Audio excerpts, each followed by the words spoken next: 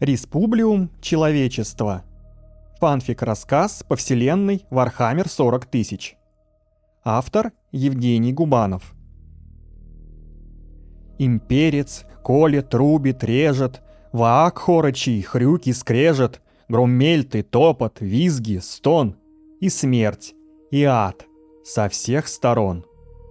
Великий, никому неизвестный поэт Империума. Глава 0. Пролог. Вселенная пережила немало эпох, и каждая оставила на ней свой след, кровавый, выжженный или едва различимый, словно истертая нить на древнем гобелене. Большинство этих следов рождались не из созидания, а из войны. Но в самые разные времена дети продолжали задавать одни и те же вопросы: а почему, а зачем, а как все начиналось. И тогда взрослые, вздыхая, устраивались поудобнее и готовились к долгому рассказу. Потому что история о великих временах не рассказывают на бегу, им нужен слушатель и тишина. Вот и сейчас вечер в периферийном поселении города Улья, близ крупного агрокомплекса, выдался на удивление мирным и тихим. В окнах домов мерцали лампы, дыхание ночного ветра едва касалось занавесок, а где-то вдалеке неторопливо скользил грузовой флайер службы доставки продовольствия. На втором этаже небольшого дома маленькая неугомонная девочка донимала своего дедушку бесконечными расспросами о том, о сём и обо всем сразу. И в какой-то момент Кроха спросила: «Дедушка, а правда ли, что император однажды слез с трона и устроил скандал на весь Терранет?» «Чего? Откуда ты такое взяла?» — возмутился дедушка, аж глаза закатил. И только он собрался начать долгую лекцию о природе императора, как... «Дедушка, а расскажи сказку!» Внезапно перебила девочка, уже потеряв интерес к прежнему вопросу. «Не хочу, нет настроения!» — буркнул дедушка. «Ну расскажи, пожалуйста!» «Ну хорошо», — согласился дедушка. «Ну вот как сейчас вижу, скачет примарх на белом коне!» «Ну, дедушка, на каком еще коне? Давай по-нормальному!» — возразила внучка. «Ну ладно, ладно», — со вздохом капитулировал он. Дедушка поднялся, подошел к книжному шкафу и достал огромную книгу с потертым корешком. «Вот это, пожалуй», — пробормотал он, возвращаясь в кресло. «Давненько не открывал». На обложке поблескивали едва различимые символы старого Империума. Он откинулся назад, раскрыл тяжелый фолиант, подарок от давнего друга из Ордо Скрипториум, и с ветхих страниц в воздух поднялась пыль древних архивов, пропитанная запахом плесени и застывших в тексте войн. Дедушка нахмурился, пошарил по столу, нащупал очки и удовлетворенно кивнул. «Все, теперь можно начинать. Без очков я могу случайно перепутать достопочтенного примарха с каким-нибудь фиолетовым орком», добавил дедушка, и внучка тихонько хихикнула. Он прочистил горло, выдержал короткую паузу, и слова, зазвучавшие в тишине комнаты, унесли слушателей далеко за пределы этого дома. Глава 1. Адвентус Примархис. Ночь. Черное небо. Галактика дышит в вечной тишине. Но эта звенящая гробовая тишина скрывала отголоски давно минувших войн и несчетные голоса тех, кто пал за человечество. Эра раздора казалась бесконечной. Миллиарды миров, охваченные хаосом, предательством и разрушением. Однако, даже посреди этой бездны судьба вновь повернулась к человечеству лицом. Империум, едва не разрушенный войнами и мятежами, оказался на пороге возрождения. В центре этих перемен оказались немногие, на чьи плечи лег весь груз возрождающегося Империума. Рабаут Жилиман, примарх ультрамаринов, стоял у окна из бронестекла в крепости Геры на Макграге, созерцая звездное небо, изувеченное багровыми всполохами варпа. Его терзали тяжкие мысли. За столетия он не раз задавался вопросом, вернутся ли его братья. Прошло уже много времени с тех пор, как его собственное тело было восстановлено, и он вновь вступил в бой за Империум. Но другие примархи, они исчезли за гранью времени и пространства. Одни считались мертвыми, другие бесследно пропавшими. И вот, совсем недавно, он получил сообщение. Одно, способное переломить ход истории. Лемон Рус, примарх космических волков, вернулся. Он объявился на самом краю галактики, вновь собрав свой разбросанный орден сынов Фенриса, могучий кулак Империума. Жилиман вздохнул, осознавая, что этот момент, возможно, знаменует начало конца эпохи хаоса. На Терре его встретили с почестями, достойными лишь самого императора. Механизмы судьбы пришли в движение, и величественные залы дворца Терры вновь наполнились светом, когда примархи неожиданно стали возвращаться один за другим. Корвус Коракс, повелитель воронов, вышел из теней своего самоизгнания. Астропатический резонанс, порожденный аномальным всплеском у Терры, прорезал варп словно клинок. В наступившей следом мертвой тишине, поглотившей даже вопли терзаемых душ и демонов, древний мститель наконец услышал зов своего дома. В то же время Лев Эль Джонсон, примарх темных ангелов, пробудился ото сна в недрах скалы, осколка Калибана, в глубине одного из ее запретных бастионов, Альдураха. Психический удар, прошедший сквозь всю галактику, отозвался гулким эхом в залах древней крепости, заставив смотрящих во тьме склонить головы. Сон длиною в 10 тысячелетий был окончен. Первый примарх открыл глаза, и тяжесть его взгляда была подобна обнаженному мечу, готовому вновь вершить правосудие. Силы человечества вновь начали объединяться в единый кулак. Когда примархи собрались, началась великая дискуссия о судьбе Империума. 10 тысяч лет их история была лишь хроникой предательств и раздоров, но в этот раз все будет иначе. Тяжкие испытания закалили их и придали мудрости. Впервые за многие тысячелетия они говорили не о войне, а о мире и стабильности. Лемон Рус, несмотря на свою боевую ярость и характер воина, был первым, кто вслух предложил нечто невообразимое – реформу Империума. Он знал, что без изменений человечество погибнет под натиском своих врагов и внутренних расприй. «Братья!» – начал Лемон. Голос его звучал не как боевой клич, а как приговор старому порядку. «Наш отец, император, всегда стремился к единству и прогрессу, но его мечта была извращена. Империум сейчас — это затхлое государство, полное коррупции и фанатизма. Мы должны изменить это!» Жилиман кивнул. Его мечты о более гуманной и справедливой галактике, которыми ранее он делился лишь в редких частных беседах, начали находить поддержку. «Мы построим новое государство», — поддержал он. «Государство, которое будет не только защищать, но и обеспечивать благополучие своих граждан. Эпоха деградации Империума подошла к концу. Республиум человечества поднимется из его пепла». Примархи, каждый из которых прожил множество веков, начали обсуждать, каким должно стать новое общество. Они больше не могли допустить диктаторства и иерархии, основанных на страхе и бесконечной религиозной тирании, что возникли вокруг фигуры их отца. Но они понимали и другое. Полный разрыв с прошлым был невозможен. Переход должен был быть постепенным. Тем временем Империум погружался в смятение. Инквизиция, веками державшая под контролем миллиарды миров, оказалась не в силах остановить надвигающиеся изменения. Культ императора, набравший невообразимую силу, был повсюду. Жрецы проповедовали, что лишь один император, сидящий на золотом троне, может защитить человечество. Любая попытка подорвать веру в него рассматривалась как ересь. Именно в этом примархи видели главную угрозу. Реформы могли породить новый внутренний раскол, как и тысячи лет назад. В условиях разгорающегося конфликта и сопротивления примархи понимали, что силой всего лишь одних приказов и реформ успеха не достичь. Им пришлось действовать хитро и тонко, привлекая на свою сторону ключевых военачальников, дипломатов и стратегов, которые могли убедить как экклезиархию, так и аристократию в необходимости изменений. Тайные переговоры, обещания защиты интересов, ограниченные уступки, шаг за шагом старые институты власти теряли опору. Отдельные радикальные элементы были устранены точечными операциями Officio Assassinorum, что быстро охладило пыл остальных. Так, без громких деклараций и триумфов, реформы продвигались вперед. Старые структуры рушились, новые возникали на их месте. Коррупция была почти искоренена, торговые пути восстановлены, права и свободы граждан впервые за долгие эпохи начали восприниматься всерьез. Республиум человечества рос и креп, а прежний порядок отступал под напором новых идей. Когда состоялось первое заседание новорожденного Совета Республиума, атмосфера была торжественной, но напряженной. Столы еще пахли свежей древесиной, а голографические панели тускло мерцали, ожидая первых решений. Жилиман открыл собрание строгим, почти официальным тоном, но не успел он объявить повестку, как Лемон Рус уже поднял руку. «Предлагаю новый закон», — сказал он так уверенно, будто вопрос был решен заранее. «Каждый, кто собирается управлять государством, должен отслужить минимум год в боевом отряде, чтобы набраться опыта и чтобы мозги встали на место». В зале повисла тишина. Лев Эль Джонсон выдохнул и откинулся на спинку кресла. «Рус, это государственный совет, здесь люди будут дискутировать, а не драться». «Вот именно!»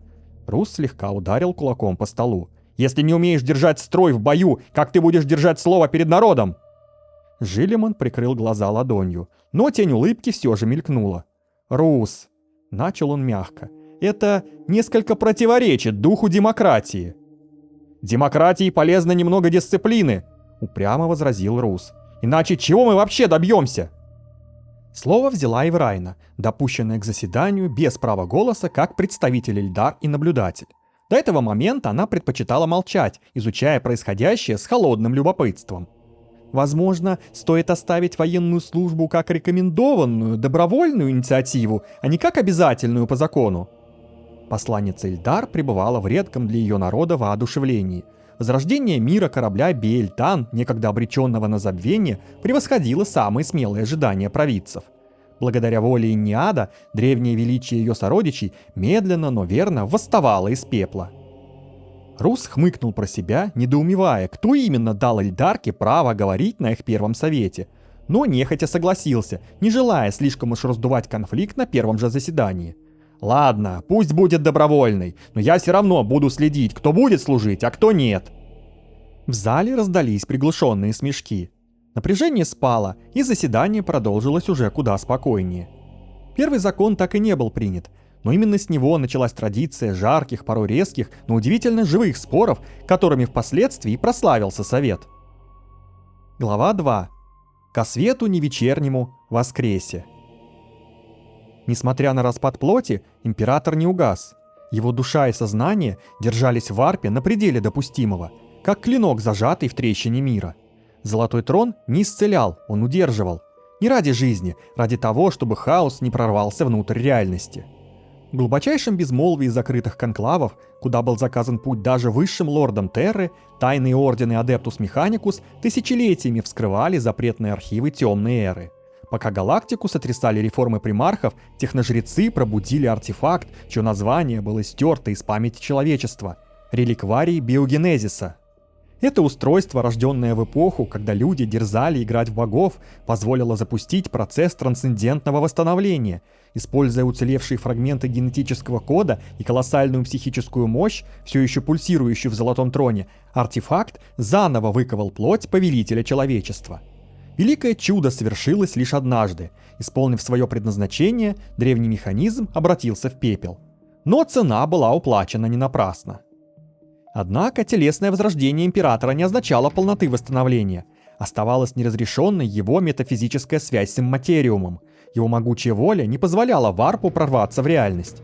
Исход, равный гибели галактики. В ходе изнурительных изысканий на стыке запретной пси-инженерии и изучения варповых аномалий был создан гармонизатор сфер. Монументальный механизм, способный проецировать поле абсолютной стабильности.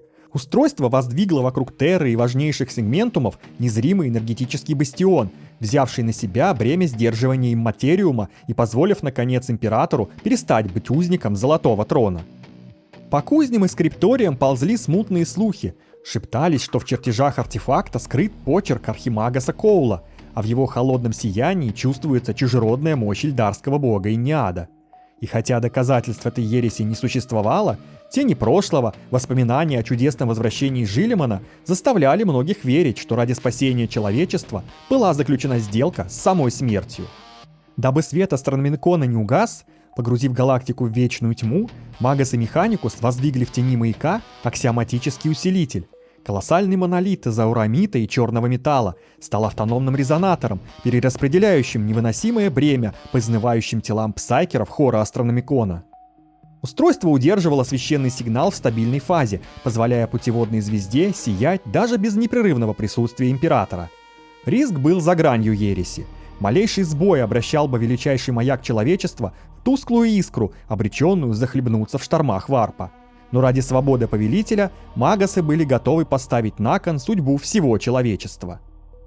Врата императорского дворца на Терре отворились с грохотом, когда крики и возгласы наполнили храмовые коридоры. Псайкеры и магасы, поддерживавшие императора на грани жизни и смерти, вскрикнули в ужасе. Никто не ожидал этого момента. Тысячи лет император был неподвижен, его сознание где-то в варпе, охраняющее человечество от демонических угроз. И вот он очнулся. Его глаза открылись, озаренные золотым светом. Радости в них не было, только ярость. Великий император восстал, и первое, что он увидел – мрак и застывшие лица жрецов. Они падали ниц, но в их жестах не было благоговения, лишь страх. Он ощущал это. Император обратился к одному из инквизиторов. Голос звучал гулко, словно из самой глубины варпа. «Ты боишься, инквизитор. Я вижу это в твоем сердце». Тяжело сглатывая, но возвышенно, инквизитор молвил: «О, всевеликий император, немыслимое свершилось. Вы восстали с трона, даровав надежду всем детям человечества. Но ваш же декрет Терминус повелевает, если вы покинете свое место, мы будем обязаны вернуть вас обратно, даже ценой величайшего греха». Император рассмеялся, коротко и безрадостно. «Ты думаешь, что декрет Терминус связан со мной? С моей плотью? С этим троном? Ты заблуждаешься, инквизитор!» Тот ответил напряженно, почти шепотом. «Но, повелитель, в декрете ясно сказано, если вы восстанете, если покинете золотой трон, серые рыцари должны исполнить приказ, даже против вас». Император поднял руку, и воздух дрогнул.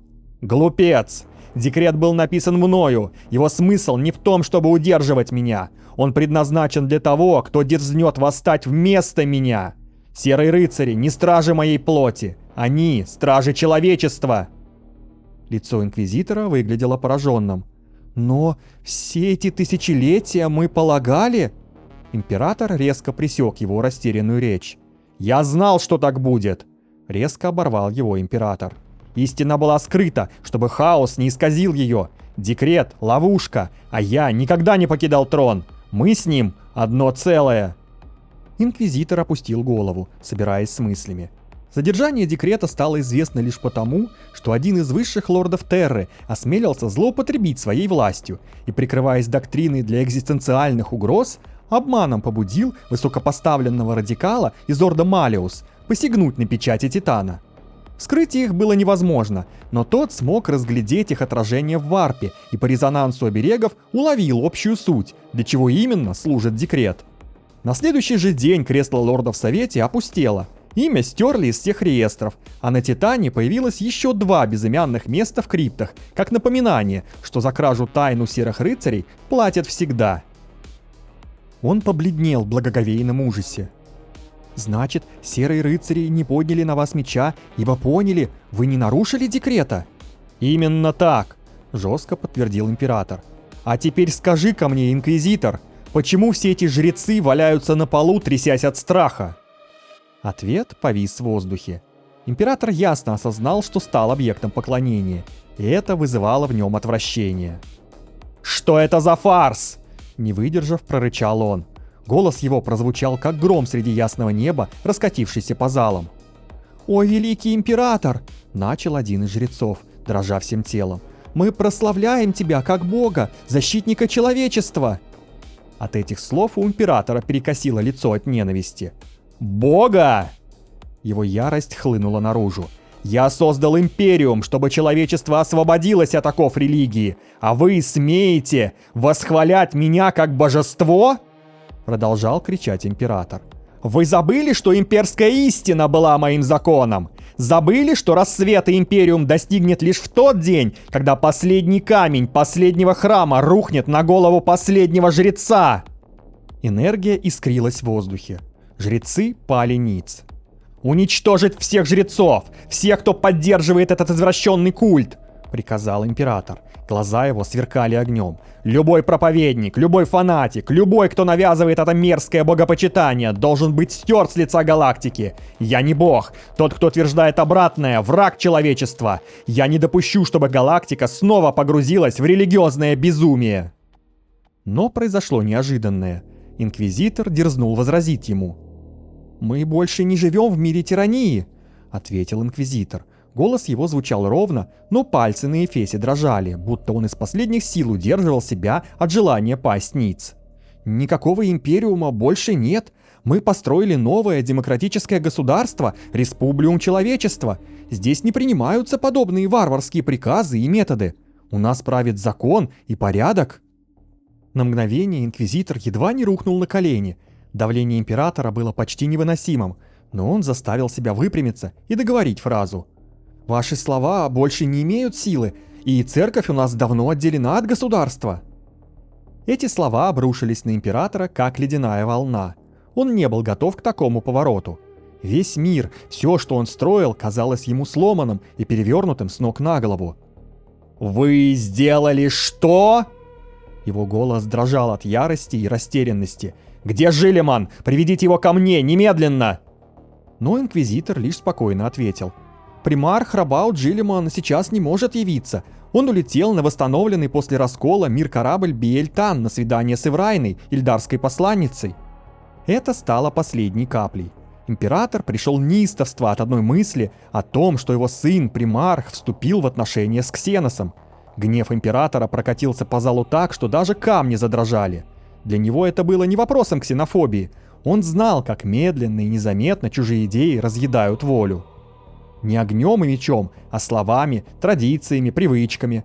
В одно мгновение он представил, как на Жилимана начнет действовать тонкое, почти незримое чужое влияние, способное ослабить его волю. Император помнил, чем оборачивается слабость духа. Хорус, Ларгар, Магнус – каждый пал потому, что был слишком открыт миру.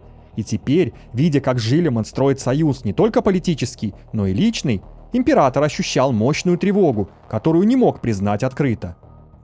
В этот момент Лемон Рус вошел в зал быстрым, но осторожным шагом, чувствуя тяжесть атмосферы. Каждый его шаг отдавался глухим эхом в огромных каменных залах дворца. Словно само здание откликалось на гнев, наполнявший воздух. Он знал своего отца, знал этот неуправляемый пламенный гнев и понимал, что любое неверное слово может обернуться катастрофой. Жрецы в страхе расступились, а сам Лемон остановился, встретясь взглядом с императором. Он не склонился, не поддавался ни страху, ни волнению перед невообразимой мощью повелителя человечества. В глазах Лемона светилась лишь преданность и решимость. «Отец!» – спокойно начал Рус. Его голос был груб, но в нем ощущалось искреннее намерение сгладить конфликт. «Я знаю, что тебе многое непонятно, но времена изменились». Император посмотрел на своего сына Лемона, что стоял перед ним как воплощение грубой силы, но с глазами полными мудрости. Его гнев, хотя и не исчез полностью, несколько утих. «Изменились?» – сдавленно прошептал император, сжимая кулаки.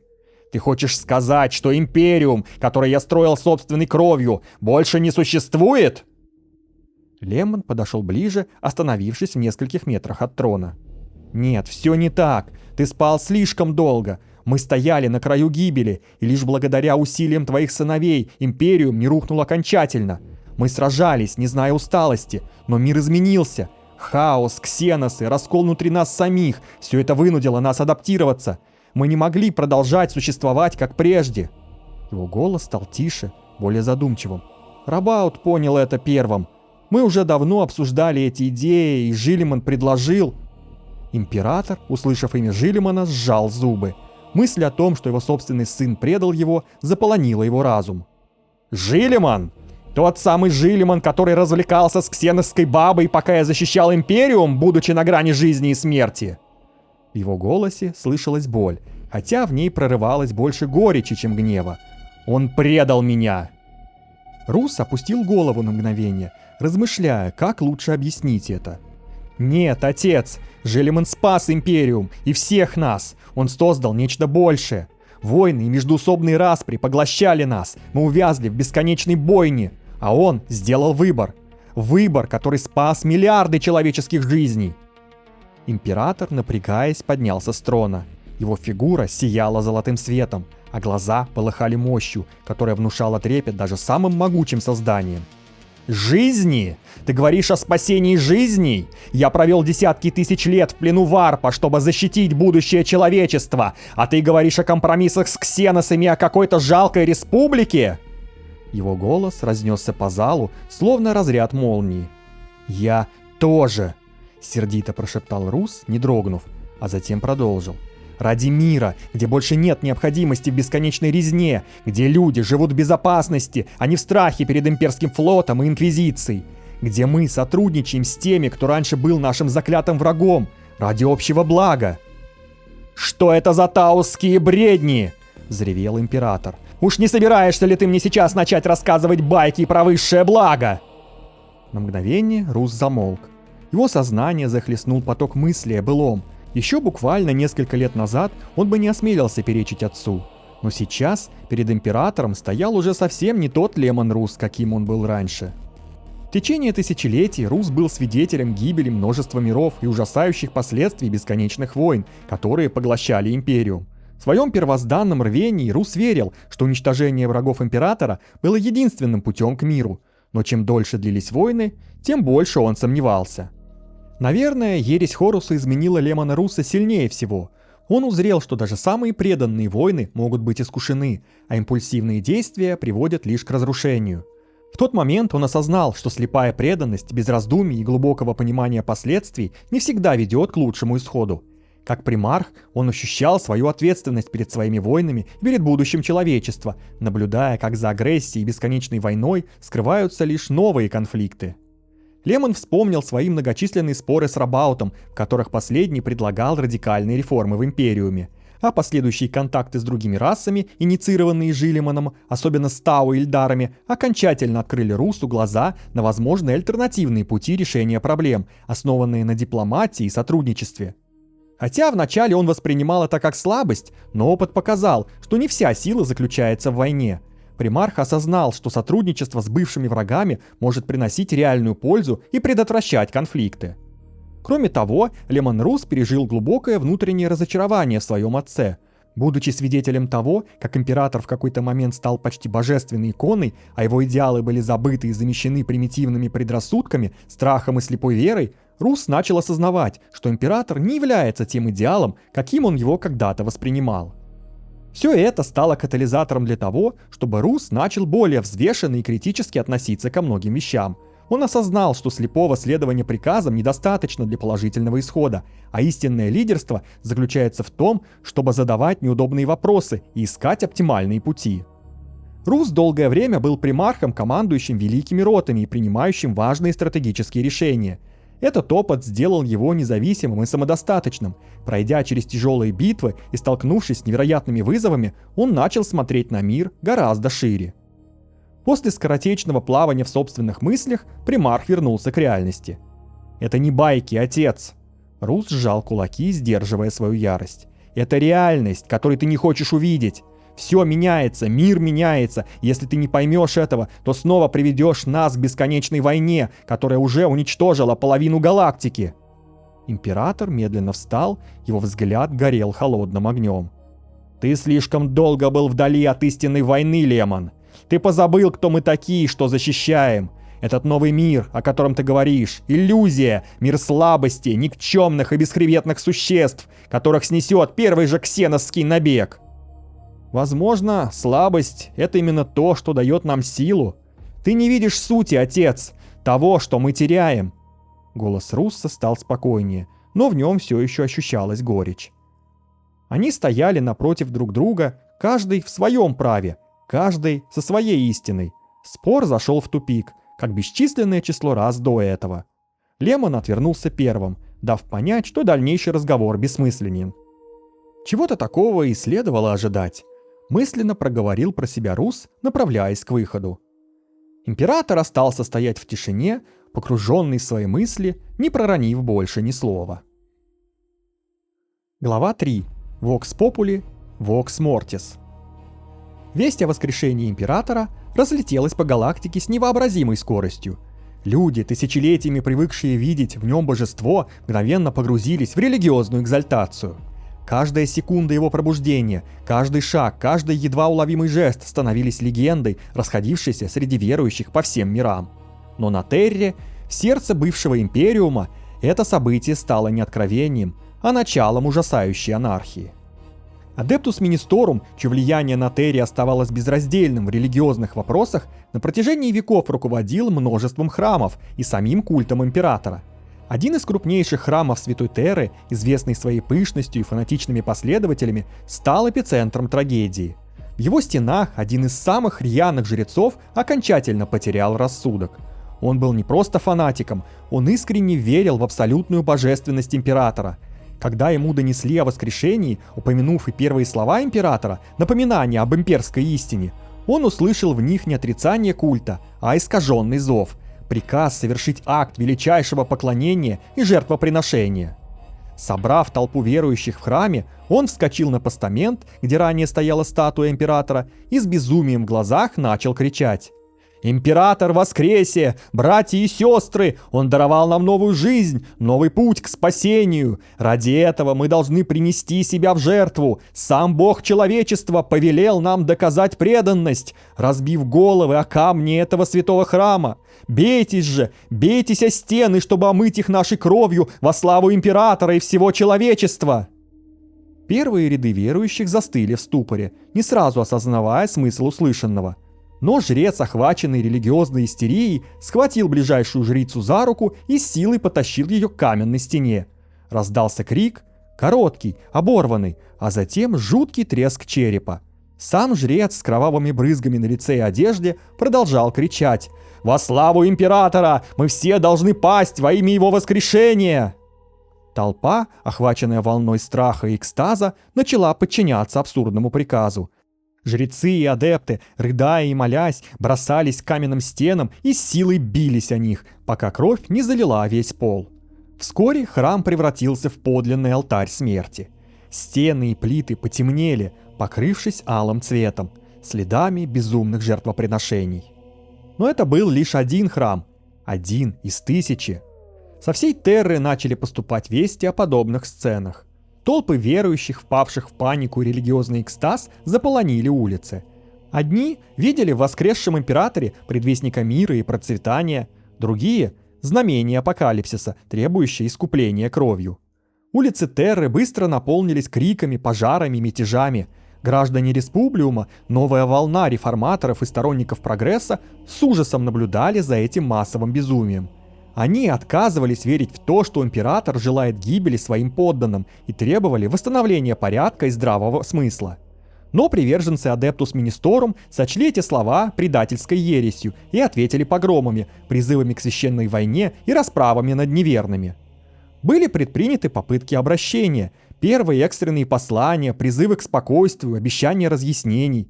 Но они утонули в параличе управления. Связь рушилась, приказы не доходили, а религиозный экстаз распространялся быстрее, чем кто-либо успевал осмыслить происходящее. Хаос на улицах быстро перерос в вооруженные столкновения. Городские патрули, верные Республиуму, пытались остановить резню.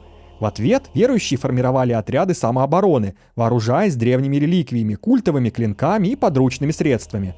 Простые жители Терры оказались между молотом и наковальней, между законом и безумием, не зная, кому верить и за кем идти.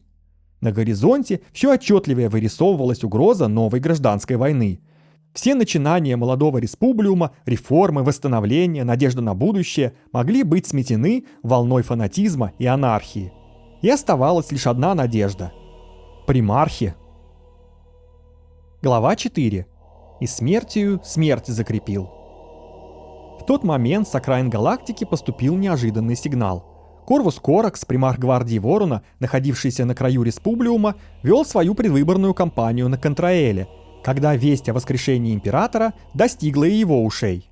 Коракс остановил свою речь перед избирателями и медленно поднял взгляд к небу. Тень сомнения коснулась его разума, но он быстро опомнился. «Кто воскрес?» — спросил он, недоуменно посмотрев на своего адъютанта. Ему не понадобилось повторять.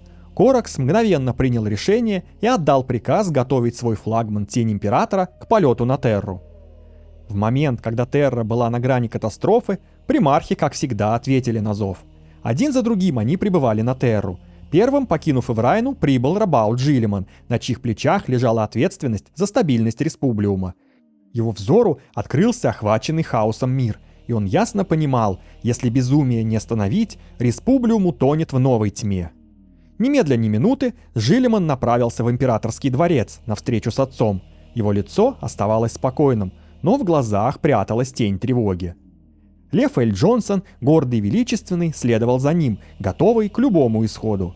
За ними явились и другие легендарные братья. С их прибытием паника начала ослабевать. Культисты и фанатики, увидев примархов, живые символы силы и побед, заколебались. Многие из них, даже продолжая верить в божественность императора, не осмелились восстать против примархов, чье влияние и авторитет среди простых людей и военных был неоспорим. Примархи встретились в чертогах Золотого Трона, где пребывал император. Он сидел неподвижно, словно в осознании своего нового положения, но в его взгляде горел мрак. Его некогда ясное сознание оказалось искажено варпом, а псионическая мощь стала отражением тех сил, которые он прежде презирал. Император оглядел сыновей. В его глазах читалась горечь разочарования. «Вы все здесь!» – пробормотал он. «Я думал, вы будете сражаться за мою мечту, за будущее человечества. Но теперь я вижу, вы предали меня. Человечеству не нужна демократия, ему нужны порядок и железная воля». Жилиман шагнул вперед. «Отец!» – начал он спокойно. «Твоя мечта чуть не привела нас к гибели. Мы могли бы уничтожить себя, как это произошло во времена ереси и крестовых походов. Мы все видели, что происходит, когда жестокость и диктатура затмевают разум. Я сделал выбор, который спас миллиарды, и я не позволю ни тебе, ни кому-либо другому разрушить то, что мы построили». Император вздрогнул от этих слов. В его глазах полыхнул огонь. Его сын посмел бросить ему вызов. «Ты обрекаешь нас на небытие, Жилиман!» – тихо произнес он. «Человечество не выживет в мире компромиссов. А ты, оскверняя себя связями с ксеносами, демонстрируешь лишь слабость». Но Лемон Рус и другие примархи уже обступили трон. Они увидели в его взгляде нечто большее, чем просто ярость. Он был сломлен своим долгим одиночеством. Варп, в котором он сражался столетиями, оставил в душе императора глубокий след. «Отец», — сказал Рус, опираясь на эфес меча, — «мы знаем, что тебе тяжело это принять, но Империум мертв. Мы ведем человечество в новую эру прогресса и процветания». Император замолчал. Ярость, копившаяся тысячелетиями, достигла предела. Его разум надломился. Он рассвирепел и был готов обрушить на сыновей всю свою околобожественную мощь. «Братья!» — крикнул Жилиман, глядя на отца, чей разум был явно искажен. «Император не в себе! Мы должны остановить его, пока не станет слишком поздно!» В этот момент Лев Эль Джонсон, который молча наблюдал за происходящим, вскинул руку. «Стойте!» — тихо начал он, его лицо выражало глубокую скорбь. «Мы не можем убить его! Это будет предательством всего, за что мы боролись!» Коракс, только что прибывший на Терру, шагнул вперед. Его черные глаза встретились с Эль Джонсоном. «Верно, но мы должны найти какое-то решение. Император больше не тот, кем был раньше. Это больше не наш отец». «Согласен», — возразил Жилиман. Его холодный и рациональный взгляд пробирал до дрожи. «Попробуем обезвредить и запечатать его». Решение было принято.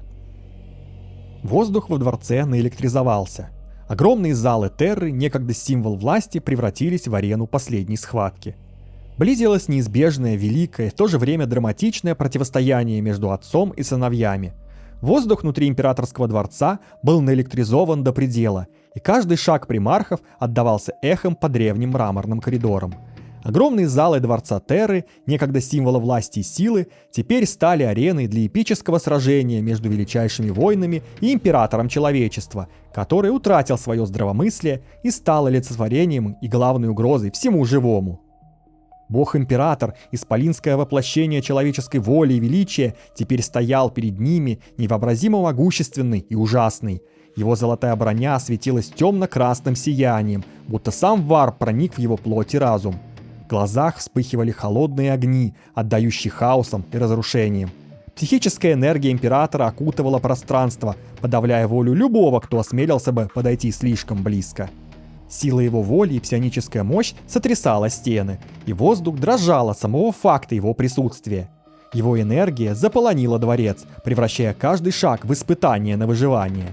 Демонические всполохи варпа искажали пространство вокруг Золотого Трона, делая каждый шаг, каждый вздох смертельно опасными. Примархи, несмотря на свою силу, ощущали всю мощь императора и нарастающую угрозу. Он был невообразимо могущественен. Его золотая броня светилась темно-красным сиянием, словно варп проник в саму его сущность. Психическая энергия давила, ломала волю, искажала пространство. «Вы думаете, что способны остановить меня?» – прогремел он. «Я создал вас!» «Мы здесь, чтобы спасти человечество!» – ответил Жилиман. «Даже от тебя!» Началась битва. Это было противостояние воли и сознания, где каждый из них ощущал на себе всю тяжесть бремени, что некогда нес на себе в одиночку и сам император. К удивлению братьев, первым вперед рванул Лев Эль Джонсон, примарх Темных Ангелов. В его душе бушевала буря, но лицо оставалось спокойным, а в глазах вспыхнула та суровая решимость, что появлялась лишь тогда, когда он был абсолютно уверен в праведности выбранного пути. Он вынул из ножен свой меч верность, символ его клятв, огромный клинок, холодно сияющий, словно призрак, и, высоко подняв его, обратился к своим братьям. «Мы должны сражаться за будущее нашего рода, за человечество!» С этими словами лев бросился вперед. Стремительно, как вихрь, его клинок сверкал в воздухе, оставляя за собой следы голубого света. Каждый выпад был направлен точно в сердце императора, но он отражал удары без усилий, отбрасывая примархов потоками энергии. Рабаут Жилиман, командир ультрамаринов, ударил следом, пытаясь скоординировать атаку с Лемоном Русом и Корвусом Кораксом. Рука доминьона Жилимана излучала силу, способную разрушить горы, но даже его удары оказались бессильными против императора. Он отбрасывал примархов одним своим взглядом, как если бы отмахивался от мух. Но каждый из них продолжал наносить удары, уверенно поднимаясь после каждого падения. Император призывал иллюзии, души мертвых, варповые всполохи. Пространство трескалось, волны обжигающего пламени обрушивались на примархов, выжигая воздух и даже искривляя само пространство. Лемон Рус, примарх космических волков, с ревом обрушился на императора, не обращая внимания на боль от психического удара. Его меч «Горестная ночь» врезался в барьер, защищающий императора, вызвав яркий взрыв энергии. «Ты сошел с ума, отец!» — закричал Рус, прорываясь ближе к императору. «Мы остановим тебя даже ценой наших жизней!» Мощный взрыв энергии императора отбросил примарха назад, и Рус врезался в стену, испещренный шрамами от пламени. Но он поднялся снова, его взгляд был полон решимости. Внезапно, словно из ниоткуда, в зал ворвались серые рыцари. Их серебряные доспехи мерцали в тусклом свете полуразрушенного дворца, а психические щиты были возведены на полную мощность. Они быстро оценили обстановку. Гроссмейстер Ордена остановился у входа в тронный зал, откуда исходило давление, не похожее ни на что из того, с чем они сталкивались прежде. Ни варп, ни демоны, ни боги хаоса, нечто куда более древнее и страшное. Оно выжигало разум. «Это он», — произнес один из рыцарей, с трудом удерживая концентрацию. «И одновременно не он». Гроссмейстер резко взмахнул рукой. «Не вмешивайтесь!» «Но, милорд!» — начал кто-то.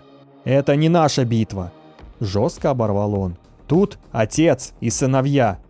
Мы — щит человечества, а щит не встревает в клинч между клинками, когда вершится судьба кровных уз». Он окинул взглядом тронный зал еще раз, и в этот миг даже серые рыцари, закаленные тысячелетиями борьбы с хаосом, почувствовали холодный страх. Если император падет окончательно, никто не выживет. Если же примархи одержат верх, у нас есть шанс. Но вмешательство лишь приблизит катастрофу. Гроссмейстер не повышал голос, он лишь констатировал порядок, который так был всем очевиден.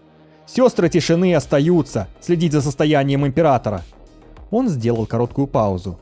«Кустодос уже взяли под контроль периметр. Они не впустят и не выпустят никого. Ни союзников, ни людей, ни демонов».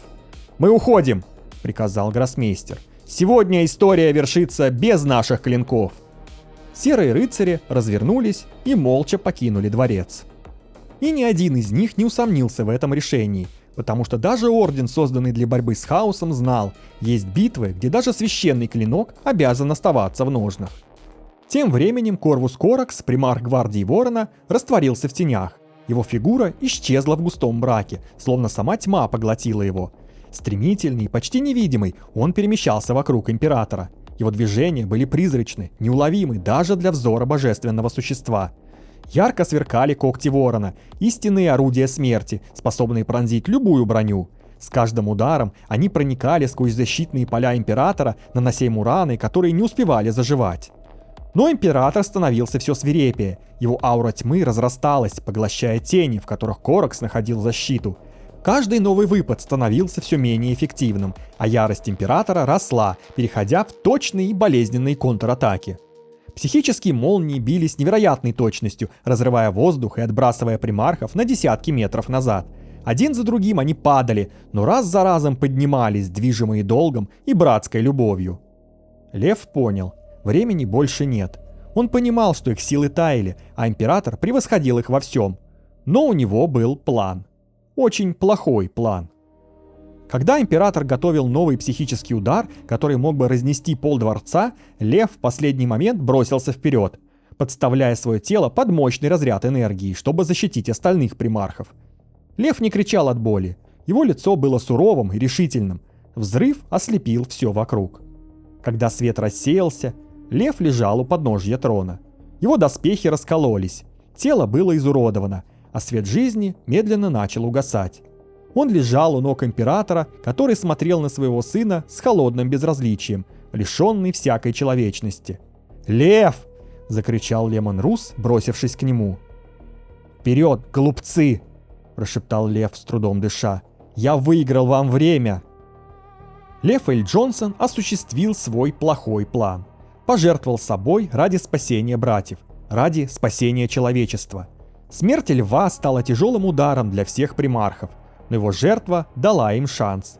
Гнев охватил их сердца, но каждый из примархов собрал волю в кулак. Объединив силы, Жилимон, Рус и Коракс прорвали защиту. Планируя скоординированную атаку, они отвлекали Императора с разных сторон. Их удары обрушивались на его энергетические барьеры, каждый раз проникая все глубже. Император яростно защищался, его психическая мощь казалась безграничной. Но жертва Эль Джонсона дала примархам необходимое время для подготовки идеальной атаки. В один момент все трое нанесли удар одновременно.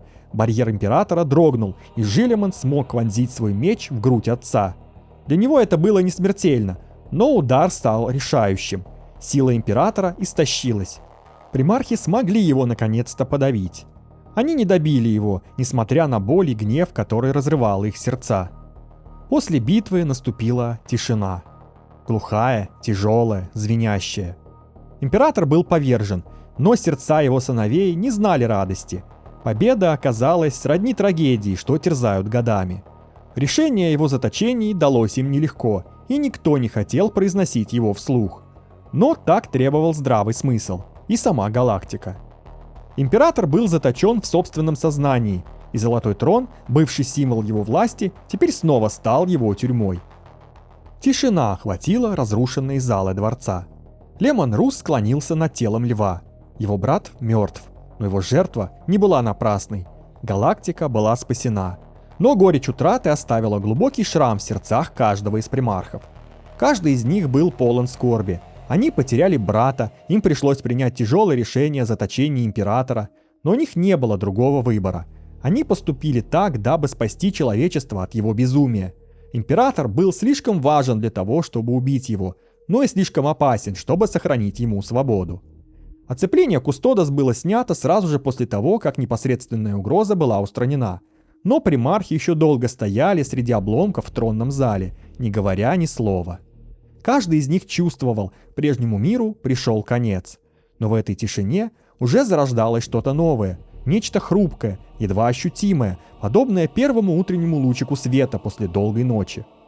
С этого дня Республиум продолжил свое существование под предводительством примархов.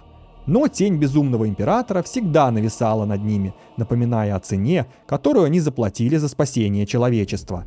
Каждый из примархов ощущал всю тяжесть случившегося и принятого решения, зная, что они не только защитили новый Республиум, но и потеряли брата, а также предали того, кто их создал. После битвы с Императором примархи понимали, что его психические способности все еще остаются невероятной угрозой для всей галактики. Для их запечатывания они прибегли к помощи техножрецов, которые смогли усовершенствовать Золотой Трон, внедрив в него мощный псионический блокиратор. Новый трон стал не просто устройством для поддержания жизни, но и мощной энергетической клеткой, которая подавляла силы Императора. К тому же для управления троном были созданы специальные псионические кондуиты, подключаемые к избранным псайкерам, которые жертвовали собой, чтобы канализировать волю императора и удерживать его от активных действий. Император был заключен в тюрьму, равной себе по силе и блокирующей любые возможности влиять на мир. Власть, некогда абсолютная и неоспоримая, оказалась теперь заключена в золотую клетку и оставалась под контролем технологии и воли тех, кто ее создал. Так началась новая эпоха. Сначала медленно, шаг за шагом, восстановление разрушенных миров, первые мирные договоры, первые деловые встречи без оружия, а потом события стали развиваться все быстрее. Годы ритмично укладывались в десятилетия, словно кирпичи нового строящегося здания. Глава 5. Lux Spei Ex Tenebris. Прошли годы, и Республиум продолжал развиваться. Прогресс был поистине поразительным, и галактика постепенно входила в новую эру мира. Установились и укрепились дипломатические связи с Ильдарами и Тау. Ильдарские ремесленные миры и цивилизация Тау, обладая уникальными технологиями и знаниями, дополняли достижения человечества, образовав триумвират цивилизаций, где сотрудничество и наука стали основой новой галактической политики. Рабаут Джилеман, ставший первым канцлером Республиума, возглавил этот союз, выдвинувшись на пост генерального секретаря Триумвирата. Его брак с Эврайной, ильдаркой с могущественного мира Беэльтан, стал знаковым событием эпохи, символом объединения рас, выведшим дипломатические отношения с Эльдарами на качественно новый уровень и вдохновившим другие цивилизации на сотрудничество. На свадьбе Джилемана и Эврайны царила торжественная, почти священная атмосфера. Ровно до того момента, когда все слегка вышло из-под контроля. Лемон Рус, успевший весьма основательно почтить фенрисский мьот, поднялся для тоста за молодых. Он поднял кубок, покачнулся и с жаром, достойным сагом Фенриса, прокричал: «Я все равно не понимаю, как Роб смог жениться на пауке с ушами, но это по-своему достойно уважения». В зале повисла леденящая тишина. Из толпы вышел Ильдрат Ультран, задержал взгляд на Русси и негромко произнес: «Лемон, может, выйдем, расскажешь поподробнее про пауков?» Ильдрат позволил себе редкую слабость, едва заметную ироническую улыбку. Как провидец, он намеренно спровоцировал неловкость, чтобы сбить боевой пыл Руса. Для окружающих это прозвучало почти вежливо, для Руса — как прямой вызов. Он рыкнул, размахнулся, но Эльдрат легко ушел в сторону, и примарх, не удержавшись, впечатался прямо в стол с кексами. Кондитерское великолепие взлетело в воздух, словно артиллерийский залп. Один кекс с идеально выверенной траекторией угодил прямо в лицо принцу Ириэлю, одному из самых уважаемых автархов. Тот медленно поднялся, вытер крем и, не говоря ни слова, метнул в сторону Руса легкий, но весьма ощутимый псионический импульс. Лемона подбросило. Он отлетел в сторону и с грохотом врезался в украшенную колонну, сбив с нее гирлянды. Эфирные Тау, наблюдавшие за сценой, оживились. «Думаю, он даже не попадет по следующей цели», — тихо заметил он. «Я ставлю, что он упадет раньше, чем поднимет руку», — ответил другой. Рус, услышав шепоток, схватил огромную тарелку с мясом и метнул ее в сторону Тау. Но промахнулся. Блюдо улетело в сторону одной из их мыслящих машин. Искусственный интеллект дрона мгновенно перешел в режим реагирования на угрозу дипломатической церемонии. Он не атаковал, но выпустил вверх десятки миниатюрных пиротехнических капсул, по сути салют. Капсулы вспыхнули под потолком, подожгли декоративные ленты, и оттуда посыпались гирлянды и цветы, густым, почти удушающим праздничным дождем. В этот момент в зал не спеша вплыла пара механических херувимов, которые по программе должны были принести поднос с кольцами. Но, сбившись от шума, они начали беспорядочно кружить, роняя на гостей крошечные ленты, перья и серебристую пыльцу. Один из херувимов, потеряв координаты, врезался прямо в голову принца Ириэля. Автарх медленно поднял взгляд, стряхнул с себя перья и произнес с ледяным спокойствием: «Я знал, что свадьба — крайне опасное мероприятие». С другого конца зала раздалось недовольное бурчание Руса, стряхивающего с себя остатки разнообразных кондитерских изделий. «Я знал, что свадьба — опасное мероприятие», — передразнил он Ириэля.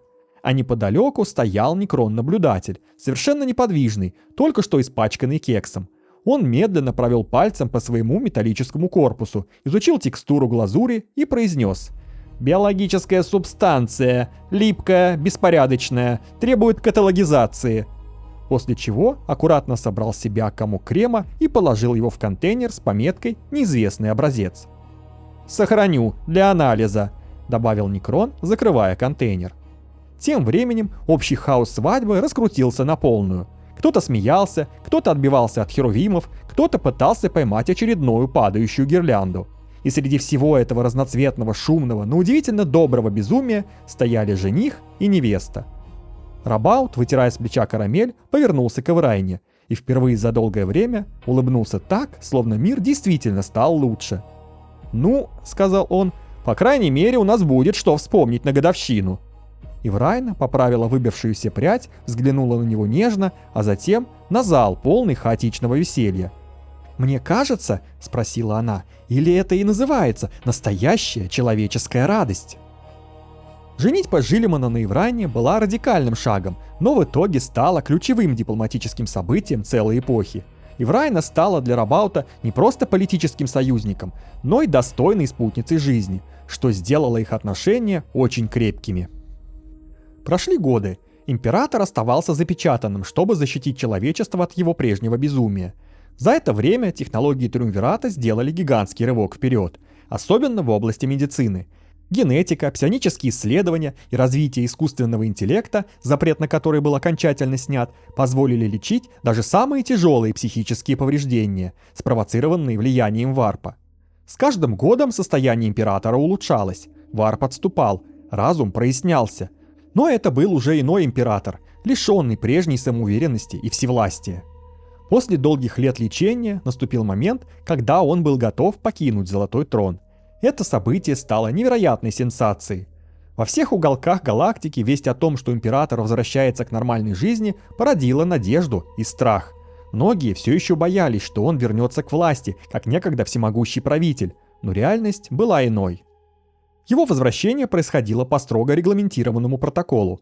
Поэтапное ослабление ограничений, постоянное наблюдение и внешний контур контроля, готовый в любой момент вновь замкнуть цепь. Ни одно его слово, ни одно его появление не происходили без допуска Совета. Примархи, некогда его величайшие воины, теперь стали его опорой в новом мире. Они знали, что император никогда больше не станет тем диктатором, каким был в эпоху крестовых походов. Когда он окончательно пришел в себя, он смиренно принял все изменения, произошедшие в Империуме за время его заточения. Ведь когда-то и сам император помнил о своем собственном добродетельном желании процветания человечества. Тем более сейчас, когда он уже находился в ясном уме и к тому же по прошествии стольких лет увидел реальные позитивные плоды деятельности своих сыновей. «Я больше не ваш правитель», — заявил император во время своего первого публичного выступления, обращаясь к миллиардам верующих, собравшихся у стен его дворца на Святой Терре. «Я был вашим защитником и проводником, но времена изменились. Теперь ваш путь — это путь мира и сотрудничества. Я поддерживаю новый республиум, который выстроили мои сыновья, и вы, мои верные подданные. Я не бог, я символ вашего прошлого, но я буду рядом с вами, пока вы идете своим новым путем». Эти слова потрясли галактику. Для многих император оставался божеством, но его собственные слова ознаменовали конец культа вокруг его личности. Император больше не имел реальной власти, его место в республиуме стало символическим. Он участвовал в официальных церемониях, становясь олицетворением единства и преемственности, но настоящая власть принадлежала народу, который сам выбирал себе лидеров. На всех церемониях император был в центре внимания, и его присутствие стало важным символом того, что даже самые могущественные правители могут смириться с переменами. Его роль больше не заключалась в правлении, но его мудрость и наставления служили ориентиром для нового мира. Лишь одно вызывало беспокойство. Приборы иногда фиксировали слабые варп-пульсации вокруг него. Врачи списывали это на погрешности измерений. Иногда казалось, что на его душе все еще лежала едва заметная тень тех войн, о которых предпочитали больше не вспоминать. Ведь в мире, где царили радость и покой, этому давно не было места. Глава 6. Бесконечное эхо забытых войн. Однако не все изменения проходили гладко.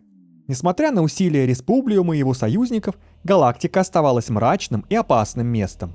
На дальних рубежах республики регулярно случались тревожные инциденты.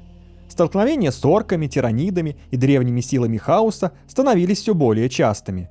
Ведь эти угрозы никуда не исчезли. Орки, подстрекаемые скрытым вмешательством хаоса, вновь начали собираться в космических пустошах. Их племена, разобщенные и истощенные долгими годами относительного мира, теперь становились объектом тайных манипуляций темных богов. Боги хаоса, ощущая, что их влияние ослабевает из-за постепенного перехода галактики к миру и сотрудничеству, были вынуждены действовать агрессивнее. Варп оставался непредсказуемым, а хаос — непобежденным.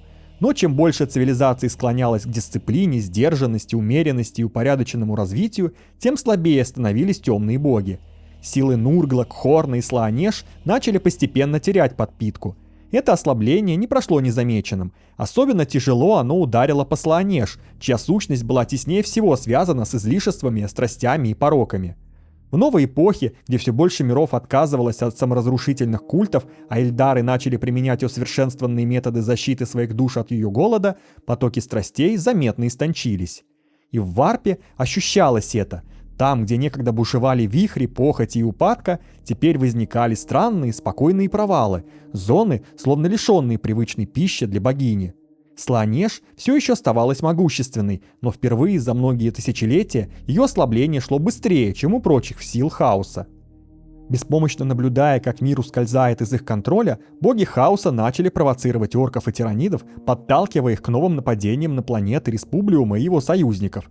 Тем временем на Терре решили воспользоваться ситуацией. «Кодекс Астартес запрещает это», — спокойно сказал Рабаут Джилимон, не отрывая взгляда от свитка. Магистр имперских кулаков Десиан стоял напротив, неподвижный, как бастион. Его голос был тверд. «Кодекс был создан в мире, которого больше нет», — ответил он. «Протокол последней стены существует именно на такой случай, когда угроза превосходит возможности отдельных орденов, мы снова воссоединяемся под общим флагом». Джилимон медленно поднял голову. «Ты осознаешь, что предлагаешь восстановление легионной структуры?» «Да», — без колебания сказал Десиан. «Временно». В зале повисла тяжелая тишина. «Это опасный прецедент», — сказал Джилимон. «Меня обвинят в предательстве». «Пусть обвиняют», — пожал плечами магистр. «Но если мы этого не сделаем, обвинять будет уже некому. От хаоситов демократическим референдумом отмахиваться будем? Или, может, в суд подадим?» Джилимон закатил глаза. Пауза ощущалась тяжелее Болтера. Когда он заговорил снова, в голосе не осталось сомнений. «Тогда это должно быть объявлено публично и разъяснено, чтобы выглядело не как военный переворот, а как временное и законное исключение из правил». Джилимон взял перо и протянул руку к лежащему на столе документу. «Я ратифицирую указ последней надежды во имя выживания человечества и по праву диктатус супремус». Перо скользнуло по свитку. Следом опустилась печать. Магистр имперских кулаков чуть склонил голову, как жест признания. «Протокол последней стены приводится в исполнение», — произнес Десиан. «Все ордена-преемники имперских кулаков действуют как единый легион до устранения угрозы». Джилимон кивнул. «За последствия отвечаю я». «Мы все», — ответил магистр и развернулся к выходу. Двери сомкнулись. По закрытым каналам разошлась формулировка, от которых у старых бюрократов должны были треснуть зубы. «Last Wall Protocol enacted. Legion Authority restored by decree of Dictatus Supremus». Канцлер Республиканского совета Анна Мурзажек и глава Adeptus Ministorum Эас Ратира стояли на балконе высокого шпиля, глядя на бесконечные эшелоны, марширующие к транспортным кораблям. Зачем все это?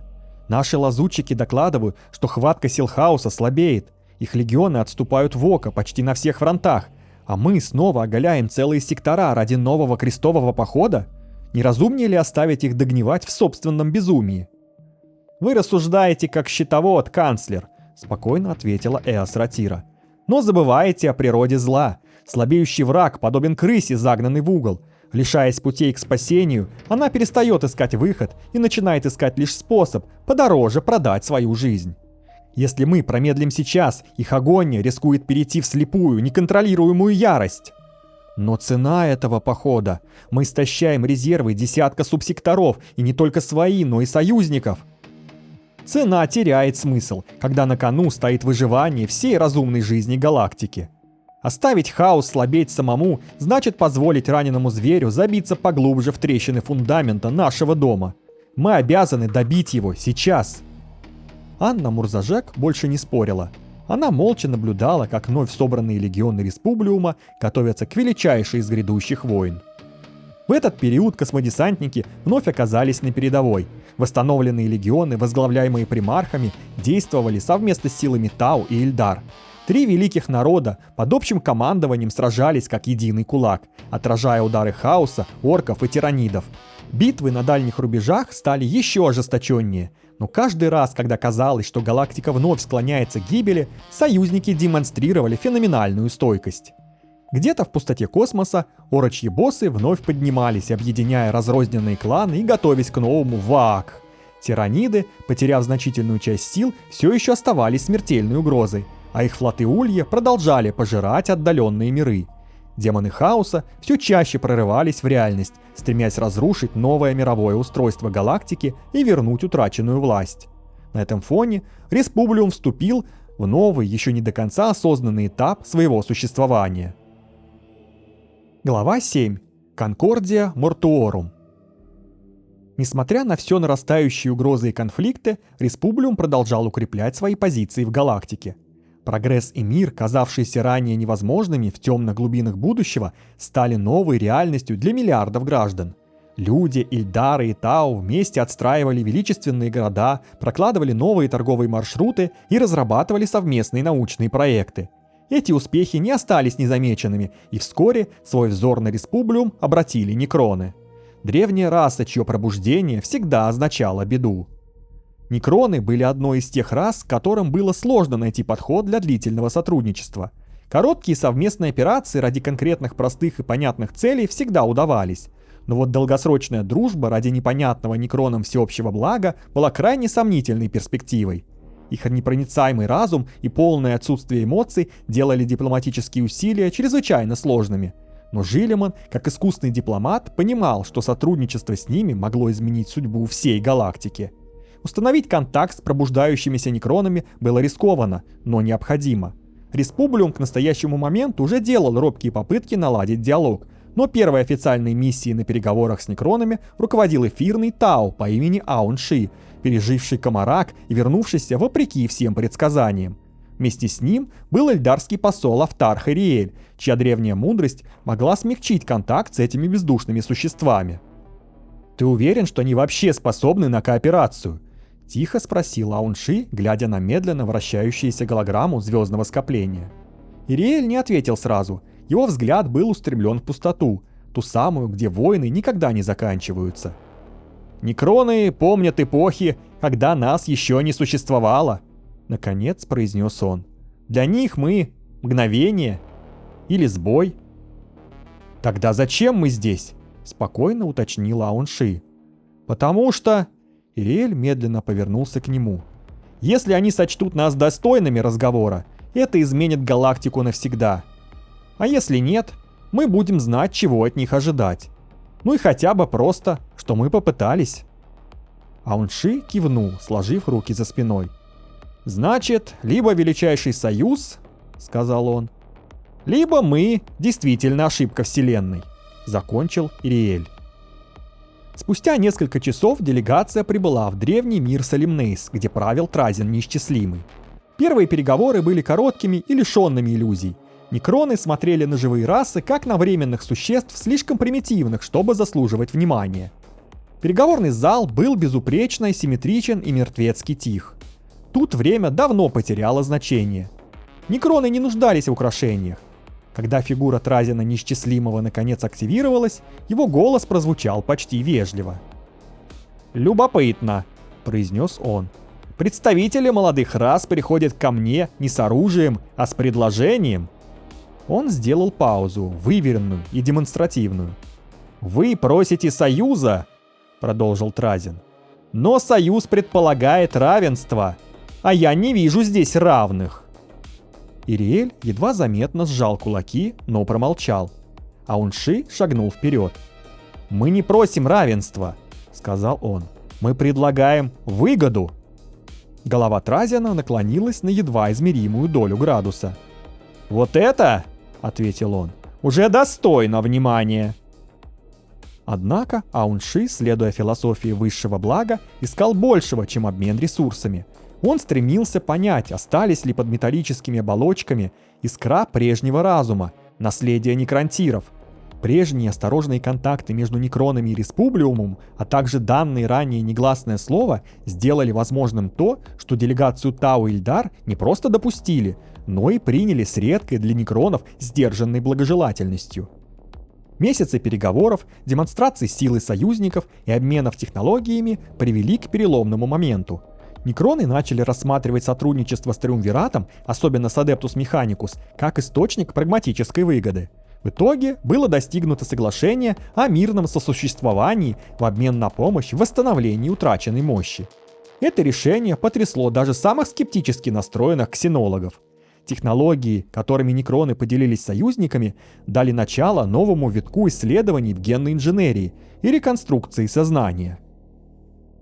Глава 8. Скерца свободных душ. После тысячелетних войн и расчетов даже тишина здесь ощущалась иначе. Мир-корабль Биэльтан дрейфовал безмолвии среди старых звезд. Его псионные купола отражали мерцание реальности и варпа, словно прислушиваясь к самому ходу бытия. В зале Совета Пророков Теней царила напряженная тишина. На алтаре из белоснежной призрачной кости покоился древний артефакт — гигантский кристалл, пульсирующий мягким синим светом. Его сияние не было холодным, как у путеводного камня, но и не несло варповой нестабильности. Это было нечто принципиально иное. «И мы действительно готовы доверить судьбы наших душ Тау?» С сомнением прошептала ведущая Хайрейла, одна из немногих оставшихся жриц Иши. «Они не одни», — спокойно ответил Рабау Джилиман, стоявший рядом. «Технология разработана совместно. Инженеры Тау, техножрецы Республиума и некроны под кураторством Криптека Сонета.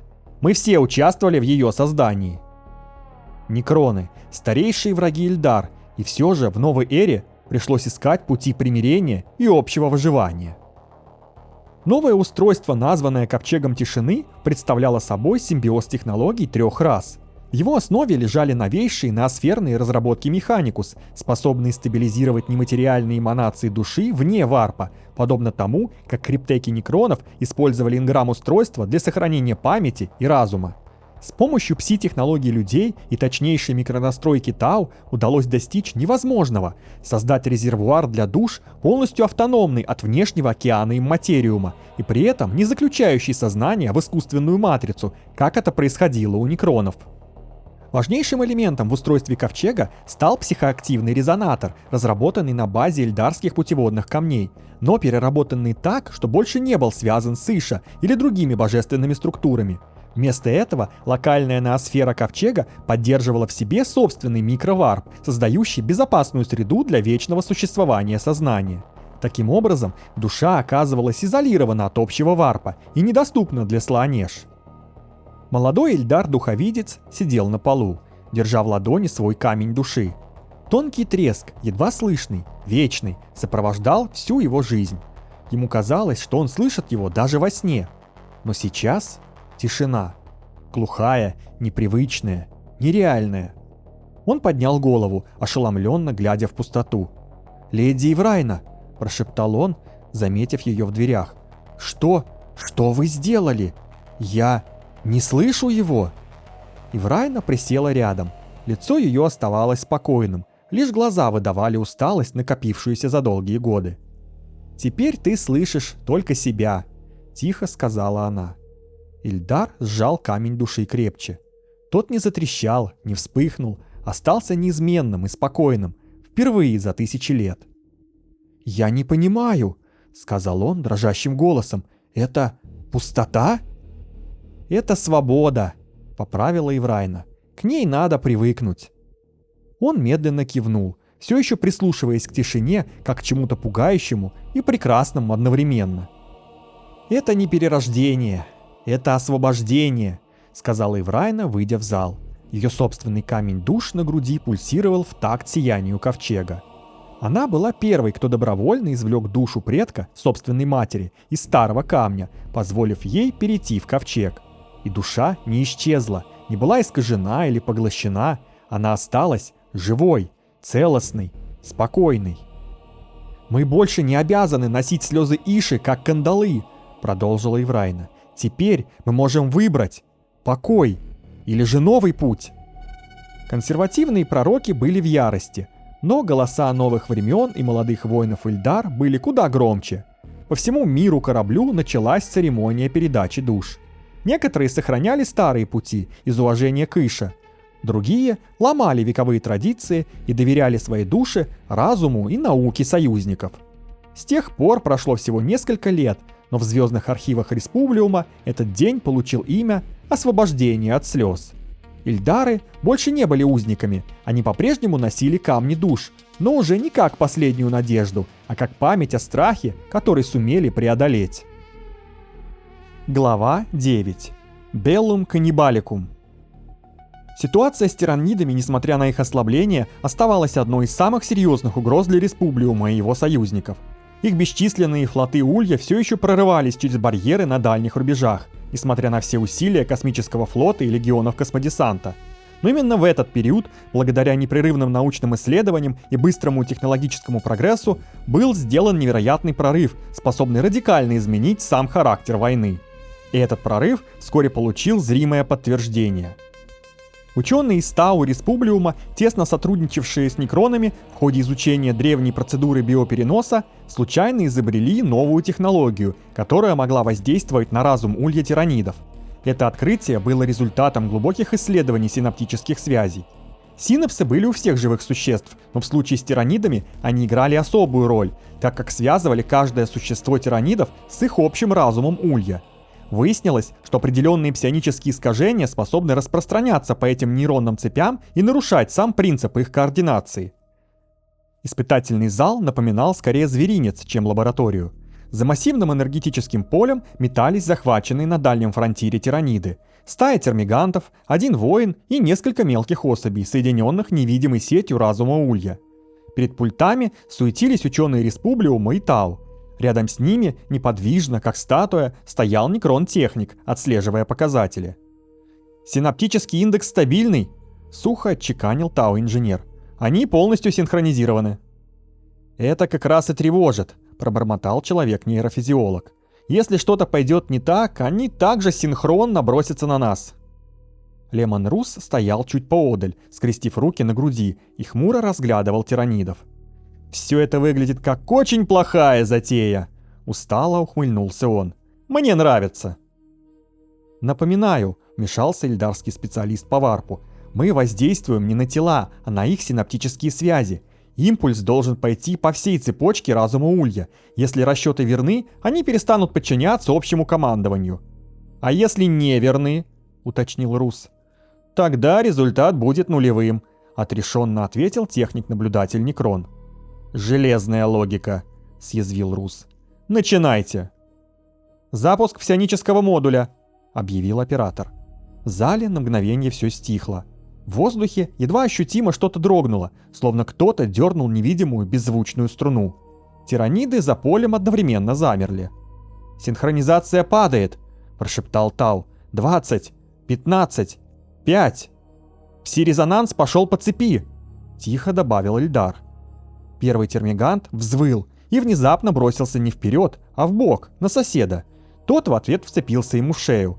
Через секунду вся стая превратилась в визжащий клубок когтей и жвал. Воин-тиранид попытался восстановить порядок, но через миг уже отбивался от собственных подчиненных, а затем сам рухнул под их натиском.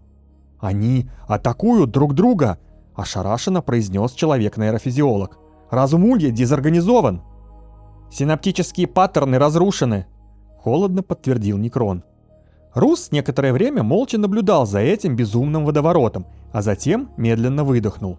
«Неплохо», — сказал он. «Раньше они хотели сожрать нас, теперь друг друга. Прогресс».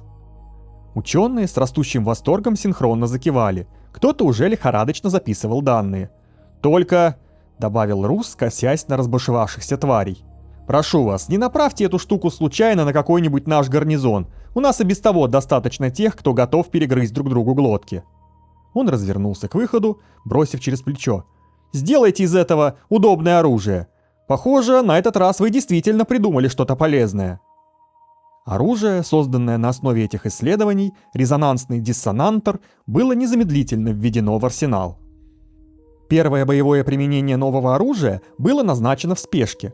Командование союзников, воодушевленное лабораторными результатами, решило не упускать момент. Один из второстепенных лотов ульев был перехвачен на орбите пограничного мира. Все выглядело безупречно на тактических схемах. Псионический импульс, дезорганизация разума улья, зачистка остатков. План операции предполагал активацию псионического импульса еще на орбите, до начала массовой высадки. Однако командование, опасаясь непредсказуемого влияния нового оружия на навигацию и собственные корабли, решило дождаться полной синхронизации параметров. Пока кагитаторы завершали расчеты, а техножрецы проводили финальные ритуалы, тиранидские мицетические споры уже прошивали атмосферу. Псайкеры-наводчики захлебывались от давления разума улья, что дополнительно тормозило процесс. В итоге импульс был готов к применению лишь тогда, когда значительная часть биомассы уже достигла поверхности, вне расчетных условий применения. Медлить было нельзя. На поверхность планеты пролился железный дождь десантных капсул, космодесант вступил в ближний бой. Когда импульс наконец активировали, эффект проявился лишь частично. Одни твари застыли, другие бросились друг на друга. Но третьи, ослепленные болью и лишенные управления, ринулись вперед с утроенной яростью, атакуя все без разбора. Такой сценарий не предусматривался. На мостике флагмана стратеги Республиума в оцепенении взирали на мерцающую гололит-проекцию, где зеленые маркеры союзников исчезали в Красном океане врагов. Выверенный план рассыпался прахом. Кагитаторы захлебывались в потоке данных, не в силах сосчитать орды врага. Надрывный рев внутренних сирен сплетался в единую какофонию с грохотом орудий, сотрясающим планету под ними. Время решений истекло, наступило время расплаты. Лемон Рус, стоявший за спинами офицеров, даже не взглянул на экраны. Он лишь крепче сжал рукоять горестной ночи, и древние руны вспыхнули даже сквозь ножны, предчувствуя скорую резню. «Хватит считать!» Он шагнул вперед, и тяжелый доспех лязгнул, заставив офицеров вздрогнуть. «Война на бумаге окончена! Пришло время убивать по-настоящему!» Оборонительные рубежи были смяты и захлебнулись в крови почти мгновенно. Вместо ожидаемого триумфа над парализованным и дезорганизованным врагом космодесанты-гвардейцы столкнулись со свирепым штормом из когтей и клыков, хищнической яростью, ведомой первобытным инстинктом убийцы. Стаи термигантов, утратившие связь с воинами, шли в суицидальные лобовые атаки. Потери не имели значения. Каждая убитая особь лишь освобождала путь для десятка новых, ведомых только голодом и яростью. Более крупные особи, сбитые с толку импульсом диссонантора, крушили укрепления, пока сами не падали под шквальным огнем. Поле боя превратилось в кашу из хитина, плоти и обломков техники. Для Руса битва не была цифрами в рапорте, он ощущал ее запах в воздухе. Сквозь визор он видел, как планета содрогается в агонии, а маркеры полков на дисплее гасли быстрее, чем стратеги успевали подбирать эвфемизмы для их гибели. Его зубы невольно обнажились в оскале. Это был не страх. Нет, это было жгучее, ядовитое осознание того, что весь их выверенный план, все их хваленое оружие стали не инструментом победы, а ключом к воротам на скотобойню. Там, где оборона еще держалась, битва быстро превращалась в рукопашную бойню. Обезумевшие тираниды врезались в позиции имперской гвардии, рвали людей на куски своими когтями и жвалами, пополняя бесформенную массу останков. Лазерные очереди превращали хитин в дымящийся шлак.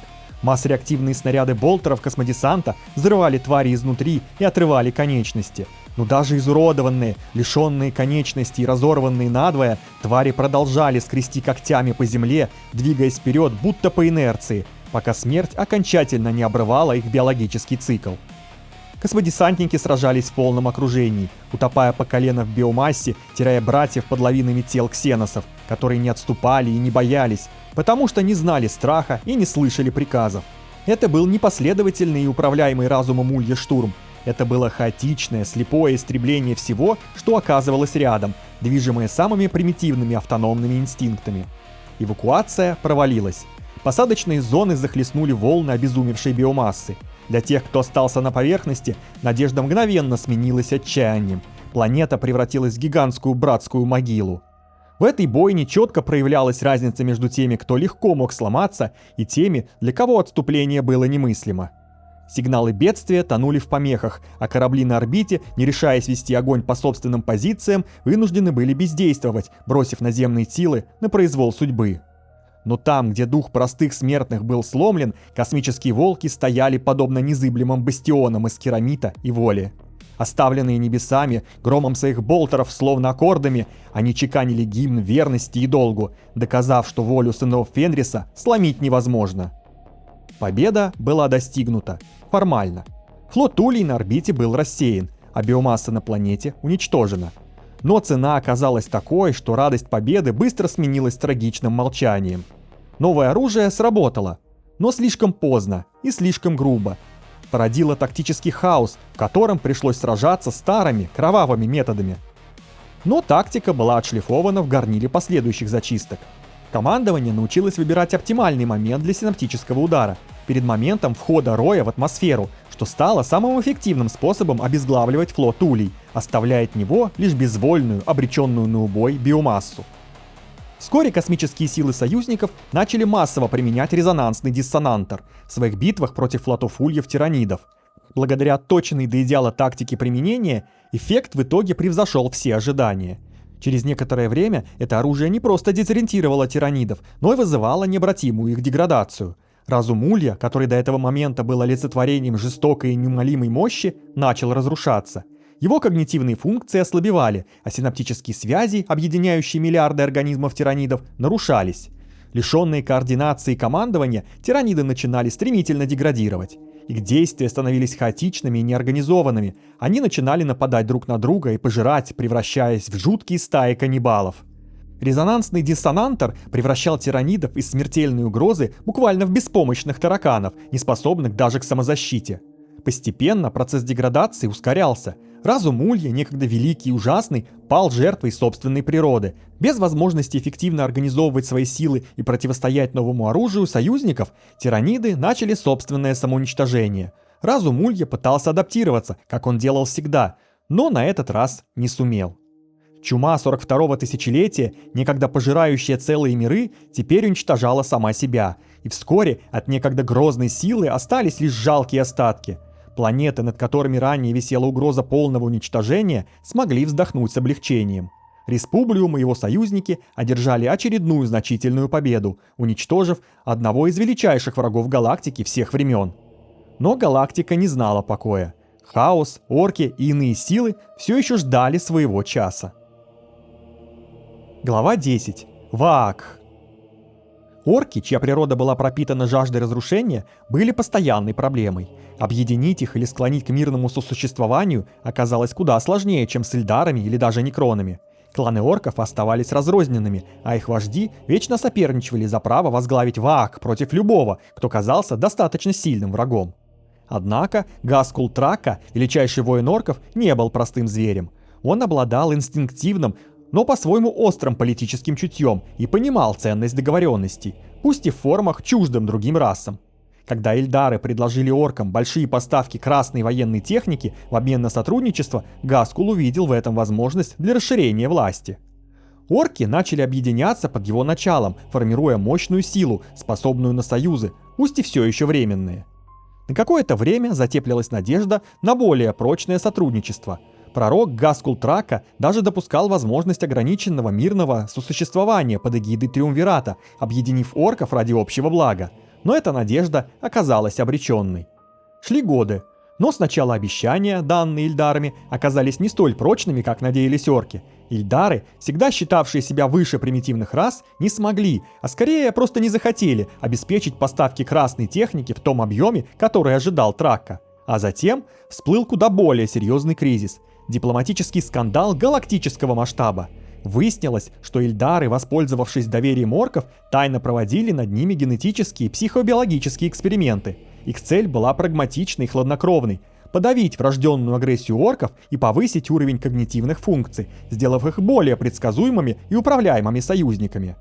Эльдары не пытались устранить Ваак-поле, подобная попытка лишь привела бы к деградации орочьей экосистемы. Вместо этого, при помощи генной инженерии и психобиологии, им удалось вмешаться в механизм психобиологической обратной связи, практически нивелировав разрушительное влияние варп-резонанса на агрессивность орков. Источник Ваак при этом не подавлялся, был изменен сам принцип его взаимодействия с орочей нервной системой. Вместо бесконтрольного усиления ярости варп-эхо стало стабилизироваться, смещая свое воздействие с инстинктов ярости на память, обучаемость и структуры социальной иерархии. В результате Ваак продолжал существовать, но перестал автоматически перерастать в неконтролируемую ярость. Орки не стали мирными в привычном смысле слова, они стали управляемыми. Когда правда раскрылась, орки, узнав о вмешательстве в свою природу, вспыхнули яростью, которая мгновенно развеяла любые мечты о мире. Их гнев был направлен не только на эльдаров, но и на всех, кто хоть как-то был вовлечен в мирные переговоры. Гаскул, чувствуя себя преданным, возглавил разрозненные кланы, вновь направив их на тропу войны. Союз с орками был разорван, и вспыхнуло новое противостояние, что надолго омрачило надежды на мирное сосуществование между всеми расами. Когда первые стычки вспыхнули на окраинах Республиума, Триумвират с легкостью подавил восстание. Гаскул Тракка и его соратники были быстро разгромлены и вышвырнуты за пределы обитаемых систем. Лишившись доступа к ресурсам и красной технике, уцелевшие воинственные орки быстро одичали и вымерли, не выдержав постоянных междоусобиц и голода. Однако не все кланы последовали за Траккой. Некоторые, не примкнувшие к восстанию, сохранили сотрудничество с союзниками. Более того, именно среди них стали заметны последствия экспериментов. Орки демонстрировали нехарактерную сдержанность и аномальный рост интеллекта. На окраине союзной агростанции огромный зеленый орк в красном переднике, явно сшитым из обрывков древнего штурмового знамени, стоял над круглой грядкой. В грядке росли грибы. Много. Подозрительно много. Орк наклонился, прищурился и прорычал: «Ну, растите, растите, я ж вас поливаю красной водой!» Рядом стоял человек-агроном, бледный как мел. Вы уверены, что с ними надо разговаривать?» Орк фыркнул, даже не оборачиваясь. «Конечно! На грибы надо рычать ласково, а то они обижаются!» Он вновь склонился над грядкой и неожиданно мягко, почти нежно пробормотал: «Давайте, маленькие, вырастайте, будете большие, я вами гордиться буду!» Человек осторожно заглянул через его плечо. Грибы действительно росли, и, что было страннее всего, выглядели довольными. «Потрясающе!» — выдохнул агроном. Это же феноменально! Вы их приручили!» Орк выпрямился, почесал голову. «Да ничего такого, просто раньше я на них орать пробовал, а теперь ласково ору. Разница в подходе!» Важно кивнул он. Он аккуратно похлопал один гриб по шляпке. Гриб слегка дрогнул, почти как от удовольствия. «Видали?» — с гордостью спросил орк. «Они у меня теперь послушные, почти как парни с моего бывшего Ваакха. Только...» — он задумался. «Эти дубасить друг друга не пытаются. Пока что». Человек сглотнул. Орк радостно ухмыльнулся всей пастью. «Мир — это хорошо, но грибы — это вообще сила!» Глава 11. Экс-машина. Тем временем научные успехи Триумвирата и союзников продолжали приносить невероятные результаты. В какой-то момент показалось, что даже такой невероятный акт, как полное возрождение Некронтир, под силу ученым союзников. Но реальность была суровее. Новейшие достижения в нейрофизиологии и генной инженерии имели свои пределы. В лаборатории было тихо и темно, как в склепе. Лишь слабое голубое сияние биотканевых ванн отражалось на металлических стенах. Несколько ученых Республиума и Тау следили за показаниями, но никто не решался нарушить тишину. В центре стоял Некрон-техник, неподвижный, как статуя. На его правой руке, от локтя до кончиков пальцев, поверх холодного металла, лежала новая биосинтетическая ткань, живая, но бледная и почти прозрачная. Она выглядела почти как кожа. Живая плоть, которой не должно было быть на Некроне. «Показания сенсоров получены!» — осторожно произнес ученый-человек, не поднимая глаз с дисплея. «Порог чувствительности в пределах ожидаемого!» Некрон поднял руку. Движение было таким же четким и точным, как всегда, но немного медленное, изучающее. Пальцы согнулись, потом разогнулись. «Вы ощущаете что-либо?» — спросил исследователь Тау. Некрон замер. Казалось, будто эта задумчивая пауза была частью эксперимента. «Я фиксирую изменения», — наконец сказал он. Голос оставался безэмоциональным, Но в нем слышалось что-то новое, едва уловимое колебание голоса, будто он подбирал слова, вместо того, чтобы просто чеканить их быстро и логично. Он коснулся кончиками биосинтетических пальцев другой, своей пока еще металлической ладони. Легкое прикосновение, почти бесшумное. «Тепло», — произнес он. «Нестабильное, слабое, но регистрируемое». Ученые переглянулись. Никто не ожидал услышать это слово. «Это не чувство», — добавил Некрон. «Скорее, его функциональный аналог, как отражение в зеркале». Он поднес руку ближе к лицу, словно оценивая не столько структуру ткани, сколько значение, которое она могла иметь для всей его расы. На мгновение, всего на одно, его глаза вспыхнули чуть ярче обычного, едва заметно, не эмоционально, но иначе. «Интересно», — сказал он тихо. «Я считаю это интересным». Ученые замерли, ошеломленные. Некрон опустил руку. «Передайте данные в общий архив», — продолжил он уже привычно ровным голосом. «Эксперимент следует повторить, возможно, масштабировать». Эксперименты действительно продвигались успешно. Постепенно холодные металлические тела некронов начали покрываться живой материей. Это не было возвращением к прежней плоти, скорее реконструкцией на стыке некронских наноструктур и органики, выращенной в специальных матрицах. Такая псевдоплоть позволяла восстановить утраченное, биологический облик, связь между телом и нервной системой, ощущение собственного «я», не сводимого к чистой логике машин. Псевдоплоть стала первым устойчивым результатом, пригодным для повторения и масштабирования, но параллельно криптеки некронов совместно с учеными союзников работали над куда более опасным направлением – попыткой обратить сам процесс биопереноса вспять. Им недоставало главного – полноценной биологической матрицы некронтир, пригодной не для имитации, а для настоящего восстановления. Ключ оказался скрыт в прошлом, в стазисных хранилищах Тразина Неисчислимого, где даже время было поставлено на паузу. Там сохранились практически нетронутые образцы исходной некронтирской органики. Для некронов это был генетический эталон, для союзных ученых – возможность изучить жизнь, существовавшую задолго до их цивилизаций. На основе этих образцов были собраны биоматрицы. В биотканевых ваннах началось выращивание полноценных организмов, медленно, с многочисленными неудачами. Полученные тела нельзя было назвать естественными. Часть структур стабилизировалась некронскими наноформами, часть корректировалась средствами современной биоинженерии. Но главное стало возможным. Живое тело, способное принять обратно личность, извлеченную из некронского носителя. То, что миллионы лет считалось безвозвратно утраченным, стало реальностью. Эти случаи оставались единичными. Процедура требовала редчайших исходников и условий, невозможных для всей расы.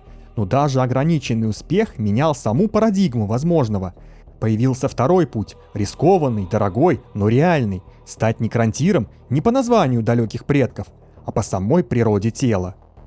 Первым, кто решился на это, стал Тразин Неисчислимый. Когда его глаза впервые засияли искрой жизни, а мышцы восстановили подвижность, мир, который он веками презирал, предстал перед ним в новом качестве. Не как музей для коллекционирования, а как пространство новых возможностей. Процесс был далек от идеала. Утраченная миллионы лет назад эмоциональная сфера оказалась слишком сложной для восстановления. Даже самые искусные технологии биомеханического синтеза могли лишь латать разрывы в сознании, а не воссоздавать давно исчезнувшие нейронные структуры. Некроны вновь обрели ясный разум, способный к рефлексии, и даже слабые отголоски чувств, но полнота эмоций была для них недостижима. Вместо этого инженеры Республиума и некронские криптексы разработали иной путь – систему когнитивной эмпатии, позволяющую понимать намерения и переживания собеседника на уровне аналитических моделей. Это была не эмпатия в человеческом смысле, а инструмент взаимодействия. Некроны по-прежнему не испытывали радости или скорби, но могли учитывать их и корректировать свое поведение. Новое открытие не было воспринято как путь к утраченному раю. Напротив, оно рассматривалось прагматично. Полное возвращение в живое тело давало возможности, но приносило и уязвимости. Смертность, биологическую деградацию, зависимость от среды. Для многих некронов такой обмен выглядел неоправданным регрессом. Решение не было единым. Часть некронов выбрала путь полного обратного биопереноса и вновь стала некронтирами. Другие остановились на гибридной форме. Третьи сохранили прежние некронские тела. Конфликтов это не породило. Разнообразие форм существования было признано оптимальным распределением рисков. Пережив первые циклы восстановления, некроны пришли к выводу, что прежнее обозначение больше не отражает их текущего статуса. Название некроны относилось к эпохе порабощенного разума, периоду, когда их существование сводилось к функции оружия и бессрочного носителя воли иных, древних сил. Оно описывало форму, но не содержание. Возврат биологической формы, пусть и ограниченный, изменил сам подход к их самоидентификации. Решение вернуть название некронтир было принято прежде всего теми, кто избрал путь полного живого тела. Это название вновь стало соответствовать природе их существования, а не просто древней историей. Остальные же приняли его как культурное и политическое обозначение всей расы в целом, не связывая это исключительно с биологической формой. Таким образом, возвращение названия некронтир не стало попыткой исправить ошибки далекого прошлого, но зафиксировало новый статус настоящего. Их существование более не определялось проклятием металлического бессмертия, а в новой нервной системе более не существовало места для директив и протоколов, которые миллионы лет делали их рабами собственного программного кода. Это возрождение не только вернуло некронов к жизни, но и изменило их менталитет. Обретение биологической формы побудило их осознать важность союза с живыми расами. Возродившиеся некронтиры были готовы вступить в союз, который ранее даже не воспринимали всерьез. Мирное сосуществование и обмен технологиями становились их приоритетом, так как обеспечивало залог выживания всем. В скором времени некронтир полноценно вступили в союз, который теперь превратился, кто бы мог подумать, в Кватор-Вират. В официальных документах Республиума так и значилось: Совет Кватор-Вирата, Республиума Человечества и союзных рас. Настоящий канцелярский кошмар, поэтому в простонародье закрепилось название попроще – Союз Четырех. Таким образом, успехи над тиранидами вдохновили усилившийся некронтирами союз на последний крестовый поход против сил хаоса. Глава 12. Эдикт высшего порядка.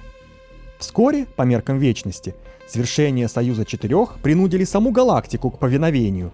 Соединив запретную безварповую науку некронтир с псионическими изысканиями Ильдар и современной инженерией Тау, Кватор-Вират нанес удар по самой ткани мироздания.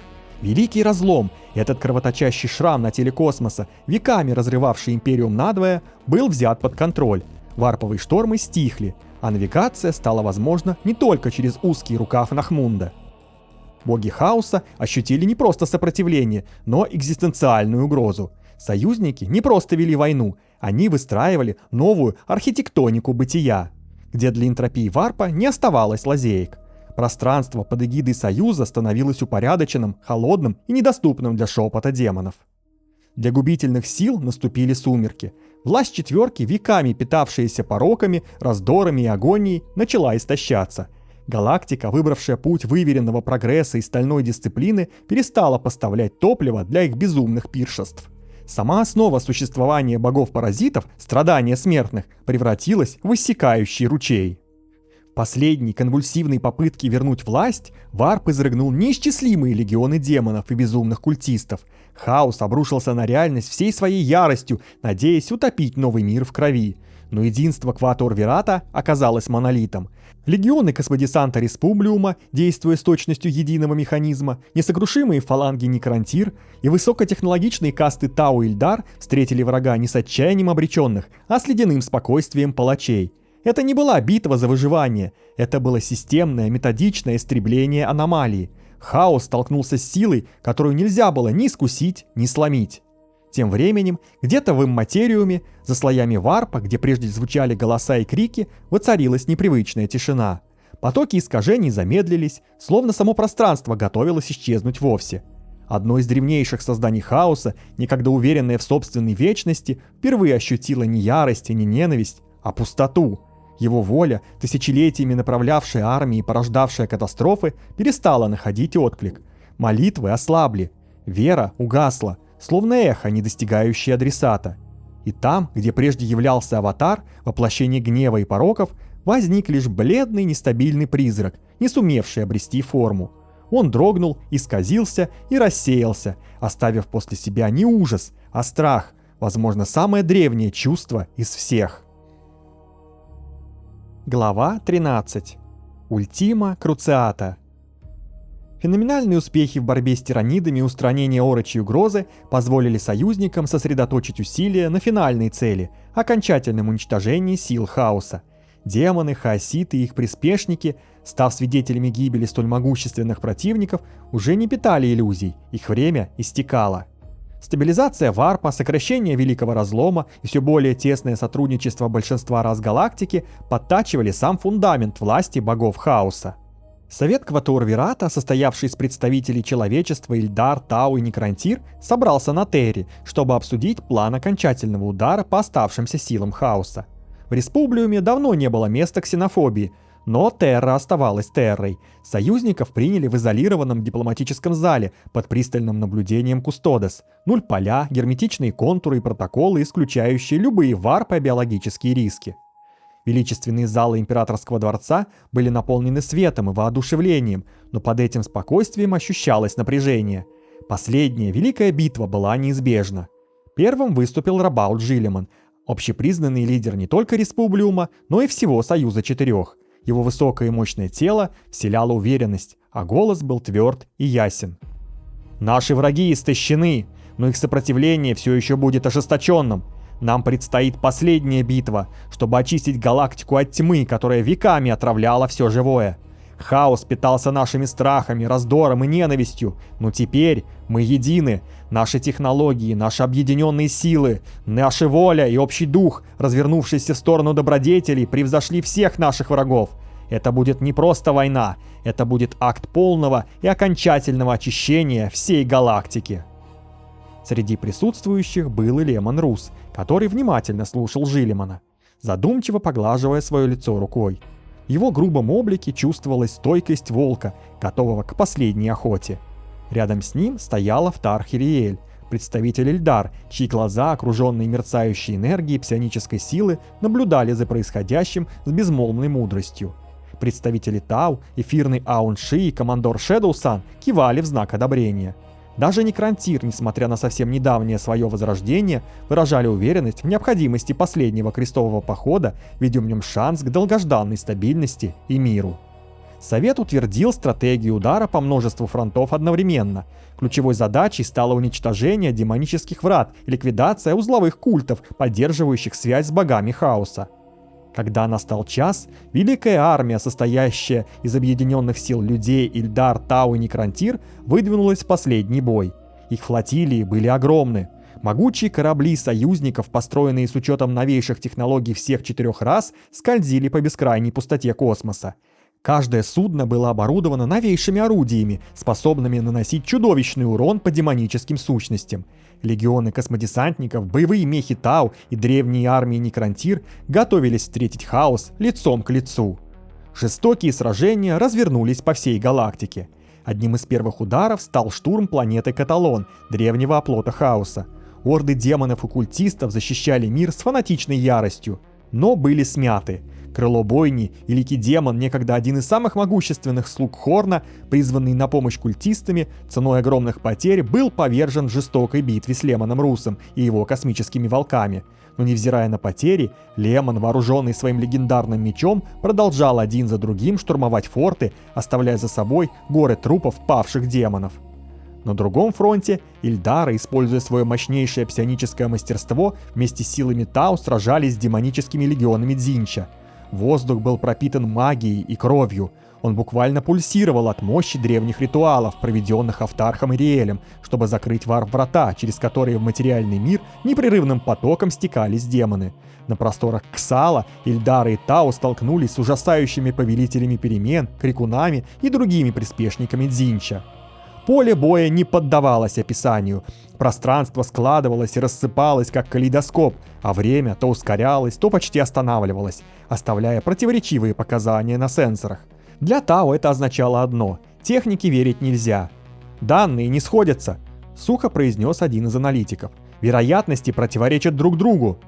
Ильдары уже давно осознали происходящее. Их провидцы молчали, сосредоточенно отсеивая ветви будущего, одну за другой. Вариантов оставалось слишком много, или наоборот, слишком мало. Это был Дзинч. Не проявление или аватар, причина. Любое решение рождало две новые проблемы, а решение каждой из них еще 4. Само пространство-время трещало от избытка возможностей. Но Шэдоу-сан была спокойна. В ее шлеме звучали одновременно и тактические выкладки Тау, и вар предупреждения Ильдар. Две столь разные системы мышления объединились, дополняя друг друга в соответствии с принципами великого блага. И внезапно командор поняла: им не помогут ни тактика, ни предвидение, но шанс есть.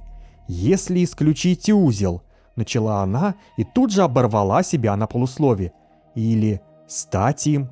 Она отпрыгнула в сторону и развернулась, полностью открываясь для атаки. Для Дзинча это выглядело как ошибка, просчет, как еще один вариант, который он уже видел неоднократно. В этот же миг из искаженного пространства вырвался Икстарганикс. Молниеносный, выверенный выпад в спину прошил ее насквозь. Шэдоу-сан пошатнулась, и в этот момент время сломалось. Варп-узор, выстроенный вокруг нее, разлетелся, лишившись опоры. Все ветви будущего, завязанные на ее присутствии, схлопнулись в одну и тут же исчезли. Дзинч замер. Не в ярости, в замешательстве. Его образ расслоился, как отражение в разбитом зеркале. Нити судьбы обрывались одна за другой. Он все еще существовал, но уже не здесь и не сейчас. Икстарганикс отступил, растворяясь в искажениях варпа, уверенный, что исполнил волю хаоса. Шэдоу-сан не двигалась. Ильдары замерли. Они поняли, что произошло. Биосигнатура Ошассеры исчезла. Сеть Тау зафиксировала критическую потерю. Сенсоры погасли. Связь оборвалась. Реальность вокруг начала выравниваться. Тишина вернулась на поле боя. А в самом сердце хаоса ткач судеб на миг запутался в собственных нитях. На другом конце галактики, в чудовищном мире планете Бубоникс, Некрантир встретились с ордами Нургла, повелителя разложения. Болота из гниющей плоти и озера, зараженные чумой крови, покрывали поверхность планеты. Но Некрантир, устойчивые к болезням и разложению, продвигались вперед с холодной, математической неотвратимостью, уверенно прокладывали себе путь сквозь демонические легионы, словно горячий нож по маслу. Поле боя медленно тонуло в серо-зеленом тумане. Воздух был плотным и удушающим, насыщенным спорами и ядовитым смрадом разложения.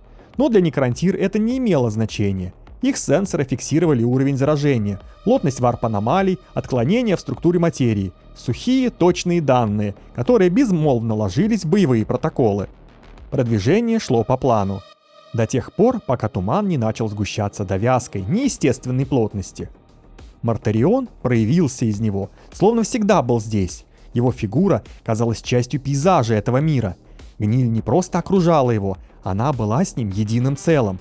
Под его шагами металл покрывался коррозией, а незащищенные конструкции начинали немедленно разваливаться. Некрантир открыли огонь из всех орудий без колебаний.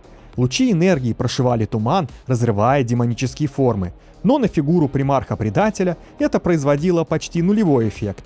Разложение, исходящее от него, расширялось и проникало уже даже не в материю, а в сами алгоритмы работы некрантирских систем. Зандрих наблюдал за этим спокойно. «Перегруппировка, увеличить дистанцию, сконцентрировать огонь на бледном короле», — передал он по каналу связи. Команды были выполнены мгновенно. «Показатели потерь растут. Допустимо. Расчетное отклонение. В пределах нормы». Зандрих сделал шаг вперед. Это было сознательное решение. В протоколах оно уже отмечалось как неоптимальное и рискованное, но необходимые корректировки были им внесены заранее. Мартарион медленно повернулся к нему. «Ты не отступаешь», — произнес он глухо. Его утробный голос звучал так, словно проходил сквозь многие слои гниющей плоти. «Даже когда все уже предрешено». «Отступление не предусмотрено», — ровно ответил Зандрих. «Цель должна быть достигнута». Коса безмолвия опустилась с тягучей грацией. Удар был точен, тяжел, фатален. Корпус Зандриха был рассечен. Энергетические поля погасли одно за другим. Системы начали аварийные отключения. Время до полной деактивации – считанные мгновения. Мартарион хотел было нанести второй, добивающий удар, но в этот миг системы Зандриха сработали инстинктивно. Он зафиксировал вновь надвигающуюся косу и, используя остатки гравитационного захвата, перехватил ее с такой силой, что вырвал безмолвие из рук жнеца. Мартарион на мгновение растерялся и замер, его связь с варпом нарушилась. Остатки сил покидали Зандриха, и он медленно опустился. «Всем подразделениям!» — приказал он. «Зафиксировать цель, сохранять строй, продолжать атаку. Передача завершена». В этот момент в его сознании, уже ослабленном и фрагментированном, возникло что-то необычное, едва уловимое, не эмоция в привычном понимании, скорее осознание. Он видел, как даже Мартарион на долю секунды задержал взгляд на поверженном противнике, не с торжеством, не с яростью, с тяжелым вынужденным признанием, почти уважением. Зандрих зафиксировал это не на эмоциональном уровне, а скорее на когнитивном. Противник признает ценность сопротивления. «Это было приемлемо. Протокол завершения», — тихо произнес он. Системы памяти начали архивацию. Тактические данные, боевые расчеты, личные записи — все, что составляло его сущность как немесора. Но его инграмма была критически повреждена и схлопнулась в коллапсе мнемонической матрицы. Последней зафиксированной мыслью было не сожаление и не страх, а вывод. Цена уплачена. Цель остается достижимой. Свет в его глазах погас. Под мощным концентрированным огнем некрантир Мартарион пошатнулся и сделал шаг назад. Пространство вокруг него дрогнуло. Варп больше не поддерживал его так, как прежде. Реальность вокруг него каменела. Варп-каналы выжигались, превращая дары Нургла в бесполезный гной. Мартарион пошатнулся. Жнец смерти сам оказался в шаге от погибели. Окутанный саваном из нечистого дыма, бледный король бежал в пустоту варпа, не смея более встречаться взглядом с теми, кто не знает ни боли, ни страха, ни разложения. Его силуэт размылся в варп-телепортации.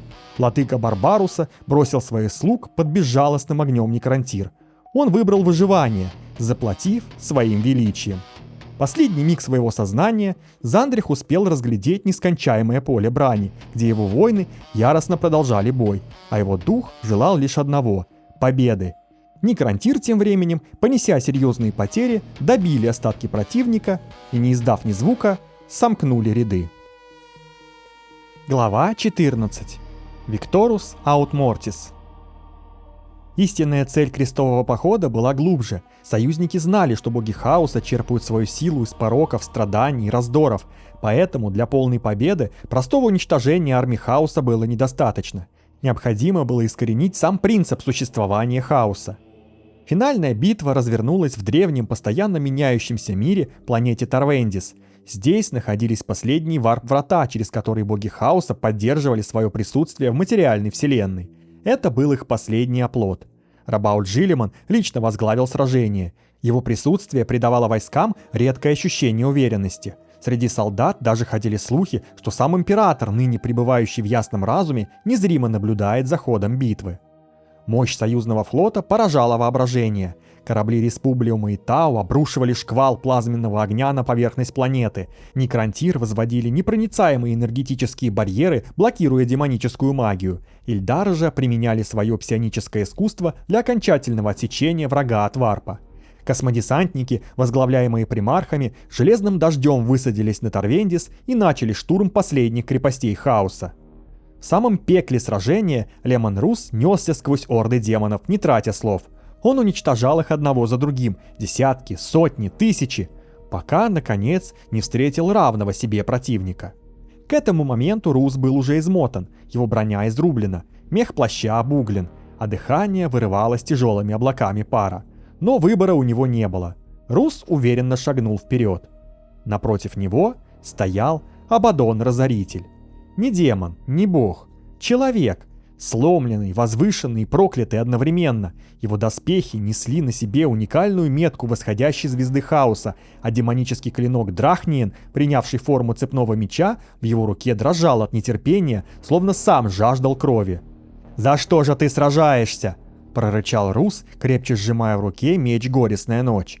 Тот самый легендарный клинок, который ремембрансеры называли Мьялнаром, мечом Боли ночи. «Империума больше нет и не будет!» Абаддон рассмеялся.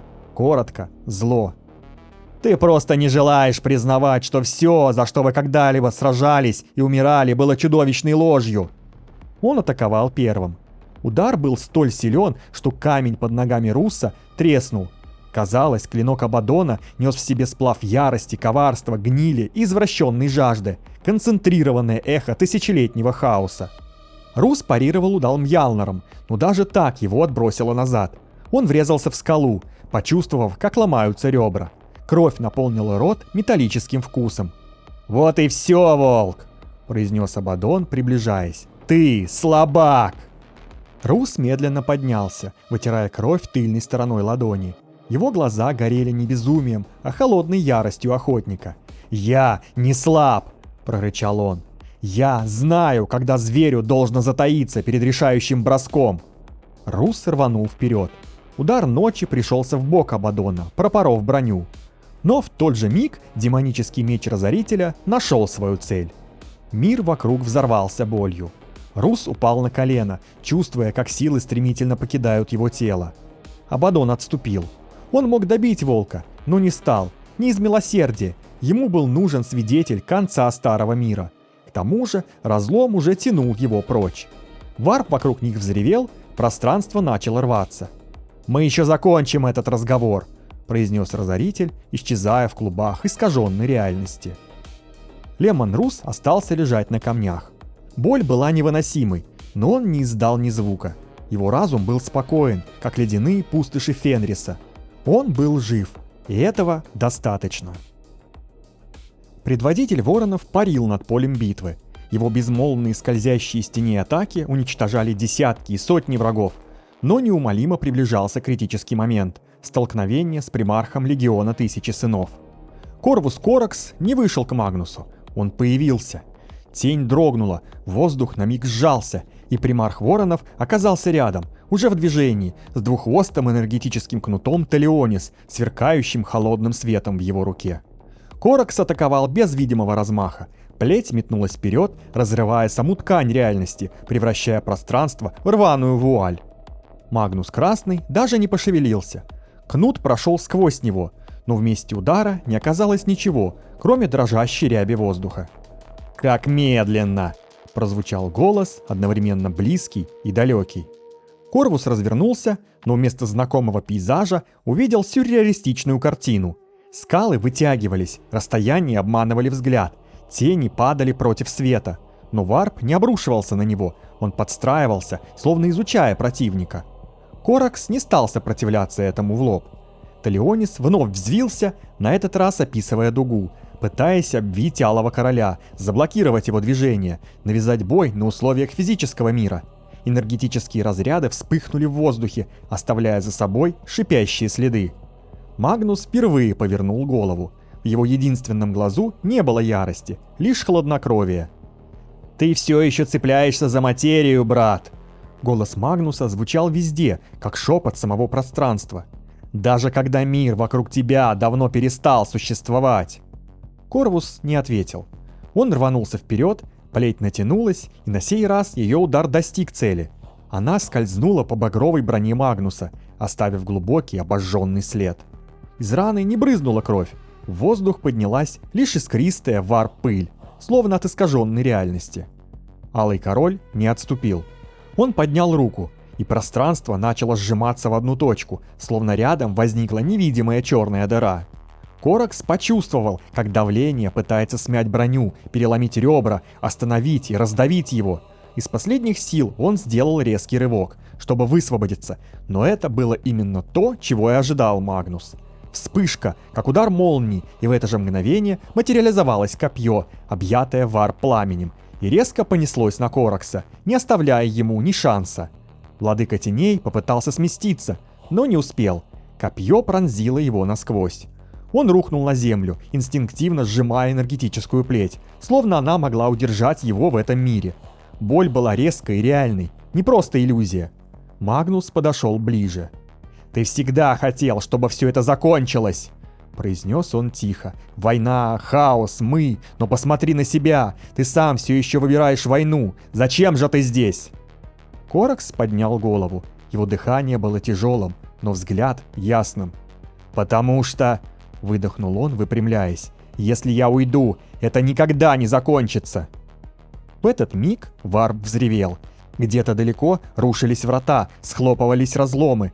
Искаженное пространство, ставшее для Магнуса полем боя, начало распадаться. Магнус остановился. Он посмотрел на Коракса, и на долю секунды в его взгляде мелькнуло нечто похожее на сожаление. «В другой реальности», — произнес он почти беззвучно, — «ты мог бы стать великим». Он сделал шаг назад и растворился в разломе варпа, который тут же схлопнулся. Корвус Коракс остался стоять, опираясь на скалу, пока силы окончательно не покинули его. Он был тяжело ранен, но не сломлен. Тяжелые ранения примархов не сломили дух их легионов, а напротив, пробудили в воинах ярость. Космические волки и вороны в едином порыве ринулись на врага, их беспощадные удары сотнями рассекали и кромсали приспешников хаоса на куски. Справедливая ярость к хаосу вспыхнула с новой силой и помогла преодолеть немыслимые испытания этой эпической битвы. Когда легионы культистов и демонов пали, последние устойчивые врата, ведущие в варп в этом секторе, начали терять свою стабильность. При очередном всплеске энергии произошел прорыв. Силы союзников совместили свои психические и физические атаки, чтобы окончательно оборвать связи с демонов с материальным миром. Варповый шторм начал успокаиваться, а его разрушительное влияние медленно исчезало. Тишина, наступившая после последнего удара, была оглушающей и леденящей. Участники величайшей битвы всех времен никак не могли поверить, что все наконец-то кончено. Последние демоны рассеялись, их вопли затихли, а боги хаоса, лишенные своей силы, почти утратили свое влияние. Но цена этой победы оказалась чудовищно высокой. Трагическая гибель в бою командора Шэдоусан и Немесора Зандриха, несколько тяжело раненых примархов, на восстановление которых уйдет немало времени, а суммарные потери союзников в этой войне, несмотря на объединение усилий и поразительно слаженные действия, приближались к миллиарду жизней. Галактика запомнила ее не как триумф, а скорее как траур. А впереди были еще тяжелые мгновения прощания с павшими героями. Среди пепелищ и разрушенных миров, ставших аренами чудовищных битв, воздвигались бесчисленные мемориалы павшим воинам. В родных мирах героев, погруженных в глубокий траур, состоялись торжественные похоронные обряды командора Шэдоусан и Немесора Зандриха, тех, чья жертва стала неотделимой частью победы над врагом.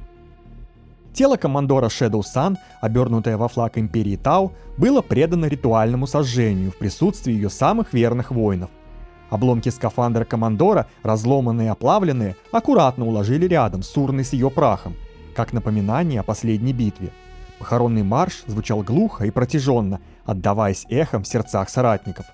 Воины Тау молча склонили головы, прощаясь с командором, которая, несмотря ни на что, привела их к победе, пожертвовав собственной жизнью.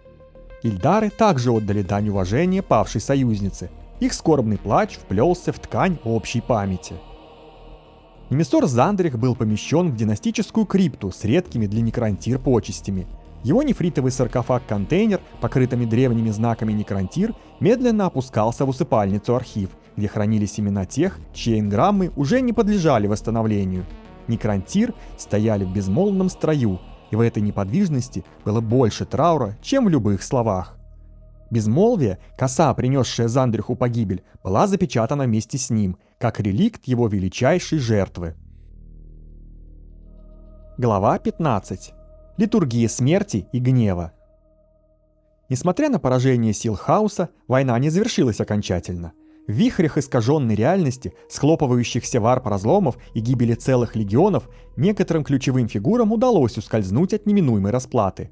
Их отступление не было стратегическим маневром, лишь бегством, продиктованным инстинктом выживания и осознанием того, что прежний порядок больше не подлежит восстановлению. Абаддон-разоритель исчез в глубинах варпа. Тяжело раненый, но все еще опасный, он увел за собой остатки некогда великого Черного легиона.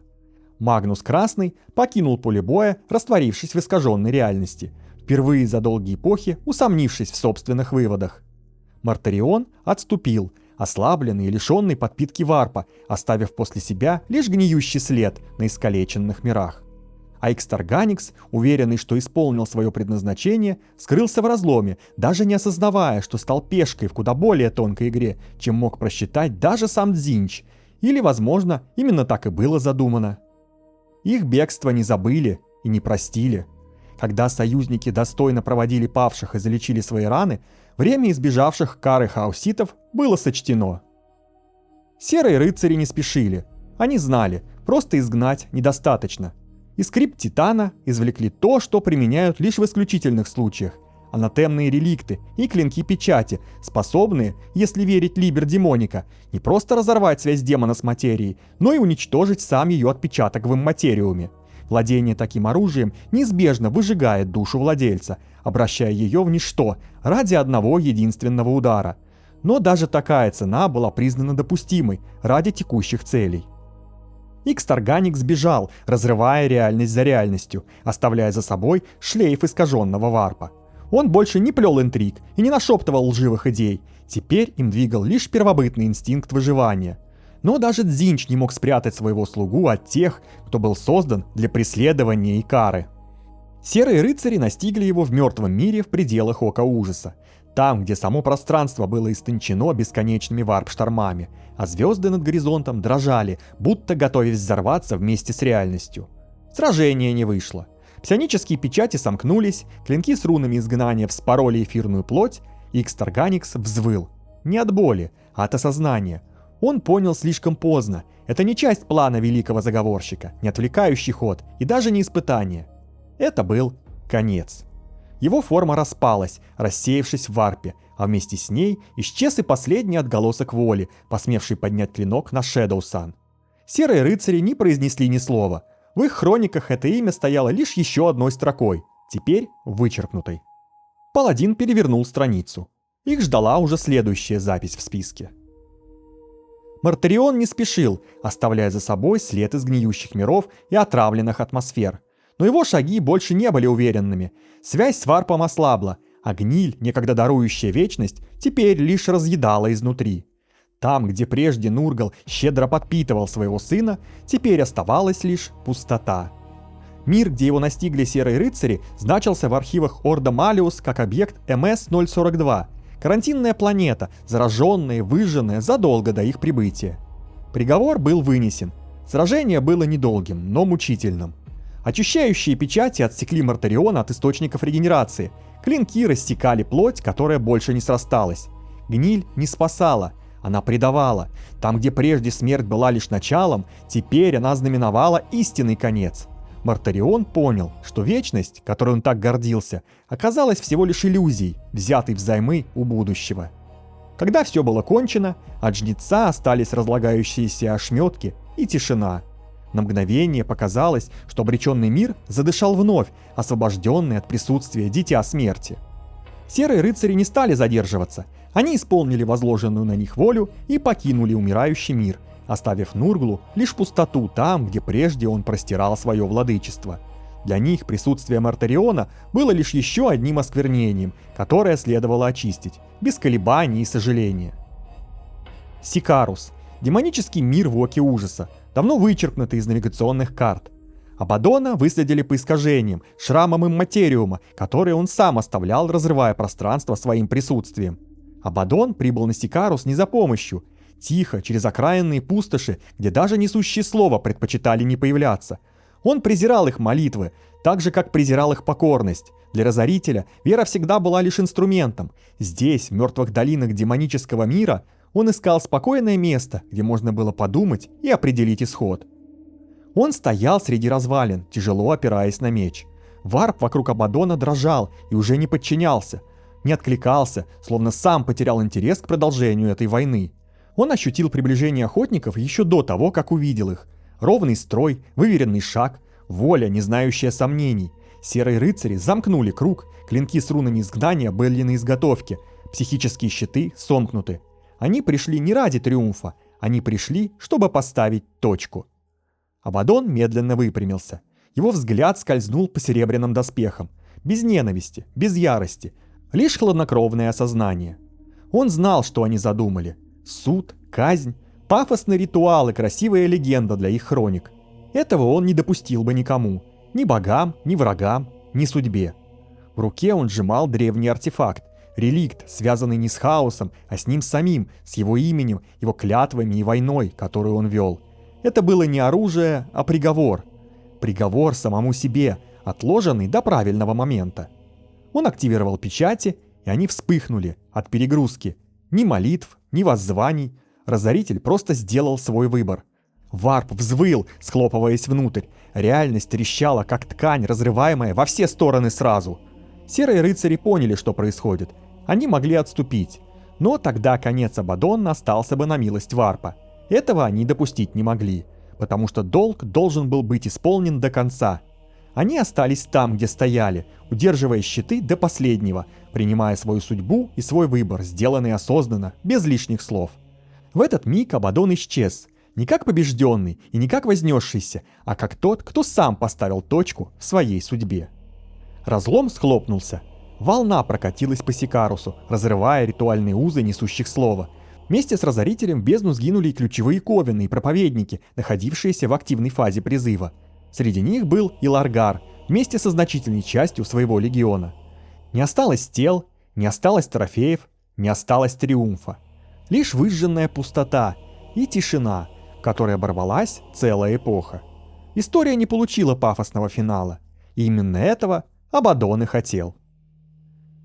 Тишина воцарилась и в другом уголке имматериума. Магнус создал это место инстинктивно, из подсознательной жажды покоя, но получилось у него не убежище, а братская могила собственных надежд. Карман реальности в варпе, вытянутый усилием воли, принял очертания библиотеки, вернее ее развалин. Полки были обрушены, своды покрыты трещинами, наполненные когда-то мудростью залы зияли пустотой. Остатки фолиантов разбросаны в беспорядке. Страницы рассыпались пеплом, стоило только к ним прикоснуться. Он понимал, это не иллюзия, он просто больше не мог собрать свою сущность в единое целое. Красный циклоп остановился среди руин и закрыл глаз. Раньше это помогало. Формулы, вероятности, ветви будущего – все всегда представало перед ним, как открытая книга. Он попытался заглянуть вглубь, туда, где раньше всегда был готовый ответ, и не нашел ничего. Ни образов, ни вариантов, ни даже просто шума. Будущее не было сокрыто, его просто не существовало. Впервые с момента падения Проспера Алый Король ослеп. Ткань будущего, которую он привык перебирать словно струны арфы, превратилась в безмолвную пустоту. Он попытался закричать и не смог. Варп отзывался, но в этом больше не было никакого смысла. Все было напрасно. Его разум, некогда уверенный, что все можно познать, понять и рассчитать, теперь натыкался лишь на безликую пустоту, и в этой пустоте более не звучали голоса ни богов хаоса, ни варпа, ни навязчивого зова гнева. Впервые за тысячелетия разум Малого Короля принадлежал только ему самому. «Ты хотел познать все!» Словно эхом проскочила мысль, не чужая и не своя. В этом не было ни укора, ни обиды, лишь холодный голос истины, которую невозможно отрицать. Магнус опустил взгляд на рассыпавшиеся свитки. Он вспомнил, как верил, что знание само по себе оправдывает любой путь. Как был уверен, что если понимаешь механизм, то контролируешь исход. Теперь же сам по себе механизм работал, но контроля не было. Он ощутил чужое присутствие сразу, но не как угрозу. Пространство просто перестало колебаться, будто кто-то стал у края и не позволил ему расползаться дальше. Магнус обернулся. Они не подходили ближе, не поднимали оружие.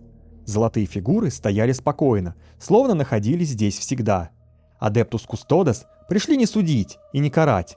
Их присутствие ощущалось молчаливым напоминанием о том, что есть вещи, выходящие за пределы даже варпа. Внезапно лидер Золотых Стражей сделал шаг вперед и протянул Магнусу руку, сжимающую что-то в кулаке. Когда он разжал пальцы, по щеке Алого Короля из единственного глаза скатилась слеза. Лидер Кустодес произнес всего одну фразу, не приказ и не угрозу. Дальше его воля. В руках стража был ярко сияющий кристалл, артефакт, внутри которого находился давно утерянный осколок души Магнуса. В нем ощущались лишь отголоски, слабые, но узнаваемые, отражавшие лучшие качества примарха – милосердие, искреннюю верность и спокойствие. Кристалл нашли в подземельях Санктум Империалис много тысячелетий назад, в тот момент, когда Магнус попытался достучаться до Терры и прорвал психические щиты, возник резонанс двух колоссальных разумов. Император совладал с последствиями, но эхо этого столкновения не угасло. Оно обрело форму, фрагмент души, вырванный из самого примарха. Осколок, лишенный владельца и формы, был локализован анатемным полем и оставался сокрыт в нижних узлах трона, как безмолвное свидетельство глупости Магнуса. Это был лишь фрагмент того, кем Магнус был до падения. Слишком малый, чтобы вернуть утраченное, но и слишком значимый, чтобы просто отбросить. Алый Король долго смотрел на них, затем на руины библиотеки. Его пришли не судить, и впервые за все время он не знал, что ответить. Магнус осознавал, что возвращение осколка едва ли способно восстановить его душу. Воссоединение приведет скорее не к исцелению, а к созданию второго Магнуса, чистого энергетического двойника, который вступил бы в смертельную битву со своей демонической версией. Но где-то в глубинах сознания демона-принца затеплилась надежда. Магнус стоял среди руин собственных мыслей. Иногда самое страшное – это остаться наедине с собой. Дедушка замолчал, давая понять, что рассказ окончен. «Как-то все это странно!» Внучка прищурилась, кинув на деда подозрительный взгляд. «Битва закончилась слишком уж быстро, и битвы все какие-то почти одинаковые». «Ты права, внученька!» Старик устало выдохнул. «Дело в том, что изначально у этой сказки был редактор, который должен был помочь ее улучшить. Но он халатно отнесся к своим обязанностям и не довел работу до конца. В итоге... О!» Внучка оживленно перебила его. «И куда он делся?» «Не знаю». Дедушка пожал плечами. В какой-то момент он просто пропал, и больше его никто не видел. Ходят слухи, что за непростительную халатность инквизиторы схватили его и превратили в сервитора. «Ну ладно». Внучка насупилась. «А чем все на самом деле закончилось-то?» «И жили все долго и счастливо», — с глубоким, почти виноватым вздохом ответил дедушка. «Нет, так не пойдет», — возмутилась внучка. «А подробности?» Старик посмотрел на нее, затем на потрепанную книгу, лежавшую у него на коленях, и медленно закрыл ее. Ему действительно не оставалось ничего другого, кроме как продолжить историю. Глава 16. Post Tenebras Lux. С полной победой над главными проявлениями хаоса настала эра относительного процветания и стабильности. Все расы, входящие в Союз Четырех, продолжили дружбу и сотрудничество, направляя совместные усилия на развитие науки, искусства и генной инженерии. Технологии достигли новых высот, и галактика, некогда раздираемая бесконечными войнами, впервые за многие тысячелетия стала пространством мира и упорядоченного развития. На фоне эры мира и процветания произошел даже неожиданный культурный феномен – появление новой расы – фиолетовых орков. Они стали результатом тесного дружеского взаимодействия орков и тау, которые нашли общий язык, а также благодаря радикальному росту когнитивных способностей орков, позволившего перейти от примитивного подражания к осмысленным совместным экспериментам. В отличие от своих воинственных предков, фиолетовые орки проявляли удивительное спокойствие, предпочитая устойчивое и мирное существование. Фиолетовый цвет они избрали своим символом, веря, что он воплощает покой, рассудительность и внутреннее равновесие. Фиолетовые орки строили свои поселения в фиолетовых тонах, вели сельское хозяйство и занимались различными ремеслами, стремясь к миру и гармонии. Их появление стало символом того, что даже самые агрессивные воинственные расы могут измениться и найти свое место в мирной галактике. Со временем у Рабаута Жилимана и Врайны появились дети, окончательно закрепившие союз между человечеством и Эльдари и ставшие живым свидетельством того, что сотрудничество может выходить за пределы политики и дипломатии. Для многих рас галактики это стало символом нового типа будущего, основанного не на страхе и превосходстве, а на свободном выборе. По галактике ползли ядовитые слухи о том, что это лишь очередная кощунственная работа Велизария Коула. На самом же деле, это был проект на стыке генетики Adeptus Biologicus и эльдарской биомантии, искусственная гестация, выверенная до молекулы и направленная на попытку осуществить то, что ранее считалось невозможным.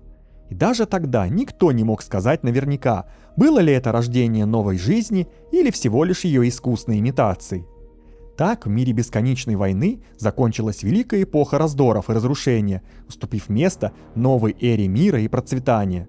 Союз четырех рас, которые некогда ожесточенно сражались друг с другом, стал символом того, что добродетели и сотрудничество могут одержать верх даже над самыми древними и зловещими силами галактики.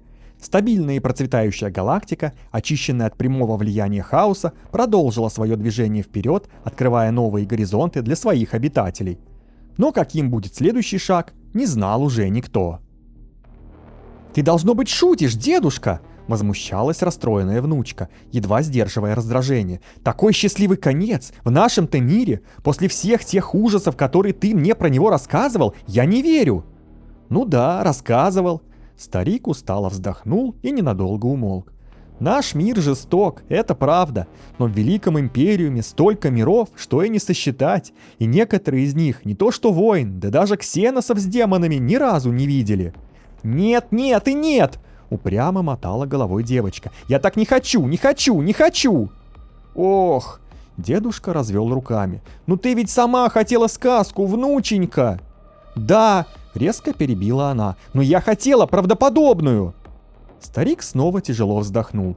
Он посмотрел на огонь, будто решая, стоит ли продолжать, а затем медленно кивнул и продолжил свой рассказ на новый лад. Глава 17. Театр теней Его Величества. После становления всеобщего мира и покоя в галактике Союз 4 цивилизаций процветал. С каждым годом открывались новые миры, совершались научные открытия, а прежде враждующие расы строили города и орбитальные станции бок о бок. Галактика стояла на пороге новой золотой эры, в которую многие слишком уверовали. Император, внешне выглядевший восстановившимся, оставался почитаемой, пусть и во многом символической фигурой. Он участвовал в церемониях, принимал послов и на редких аудиенциях наставлял новых лидеров. Рабаут Джилиман по-прежнему относился к нему как к отцу и учителю. Но мир оказался лишь иллюзией, подобной карточному домику. Скрытая угроза, деформация, рожденная бесконечной борьбой и вечной стабилизацией варпа, медленно зрела в бездонных глубинах разума императора. Душа повелителя человечества, запертая в тисках Золотого Трона на 10 тысячелетий, начала поддаваться чудовищному давлению имматериума. Все это время он удерживал связь с реальностью, но платил за это страшную цену. Бесконечный поток психической энергии, черпаемый из страданий миллионов душ, незаметно отравлял его сознание. Влияние губительных сил распространялось по его разуму, словно бесцветный яд, без вкуса и запаха. Медленное превращение Спасителя в то самое чудовище, с которым он поклялся сражаться. И настал день, которого не смог предвидеть никто. Однажды Джилиман вернулся в свои покои на Терре, ожидая встречи с Эврайной, своей женой, союзницей и эльдарской воительницей, чье присутствие на Святой Терре стало символом единства рас. Но то, что он увидел, пронзило его душу и сердце острым клинком. Эврайна лежала бездыханной на полу, ее окровавленное тело было изуродовано, а свет ее психической энергии, столь характерный для Эльдар, потух навсегда. Взгляд Джилимана метнулся к ее лицу, и сердце пронзил холод. Глубокие, подобные драгоценным камням глаза Эврайны, в которых раньше вспыхивали искры разума и древней магии, теперь потускнели, превратившись в безжизненные мутные линзы. В них застыл немой ужас, отражение чего-то столь жуткого, что ее бессмертная душа предпочла сгореть, прежде чем разум осознал увиденное. А рядом, в пятнах яркой алой крови, стоял император. «Ты!» – прошептал Джилиман. Его голос дрогнул, смешав ярость и неверие. «Что ты наделал?» Лик императора оставался величественным, но взгляд был пуст. Пугающе пуст. Он ответил спокойно. Слишком спокойно. «Это не я, Рабаут. Это ты. Это вы все. Мир, который вы построили». Он слегка склонил голову. «Он обречен. Вы создали идеальные условия для нового, более всеобъемлющего хаоса». Пол содрогнулся.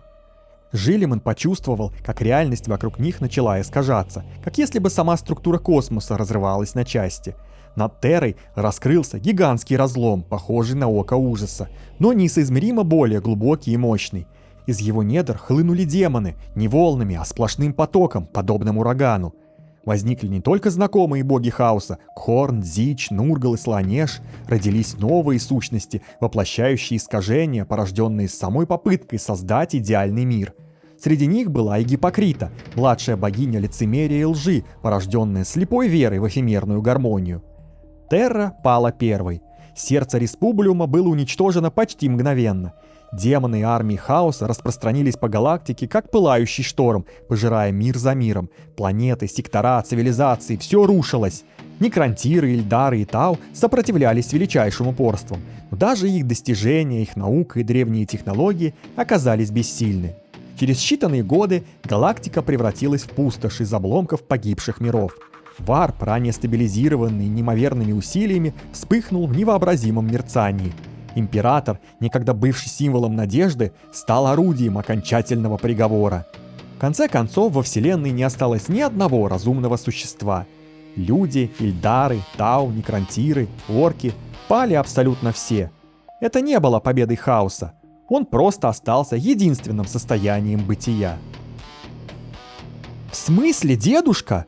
Пуще прежнего удивилась внучка. «Мы же все здесь, живы, ни в какой пучине не сгинули. Не издевайся, давай по-нормальному!» Не прокатило. Устало усмехнулся дедушка и снова продолжил рассказ по-новому.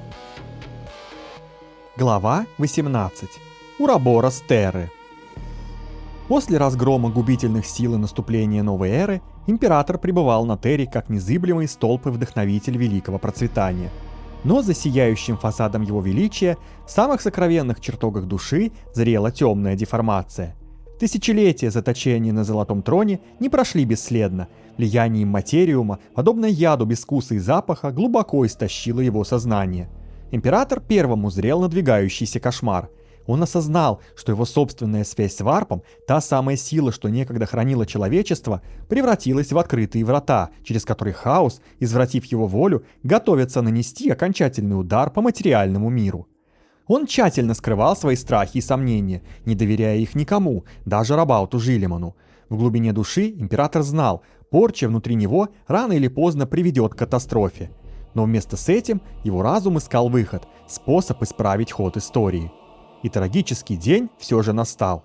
Разлом, подобный оку ужаса, внезапно раскрылся над самой святой Террой, именно так, как император и предвидел. На мир, пребывавший в безмятежности, как в страшном сне обрушились полчища демонов, вырывающиеся из глубин варпа. Вторжение было молниеносным. Терра была уничтожена почти мгновенно.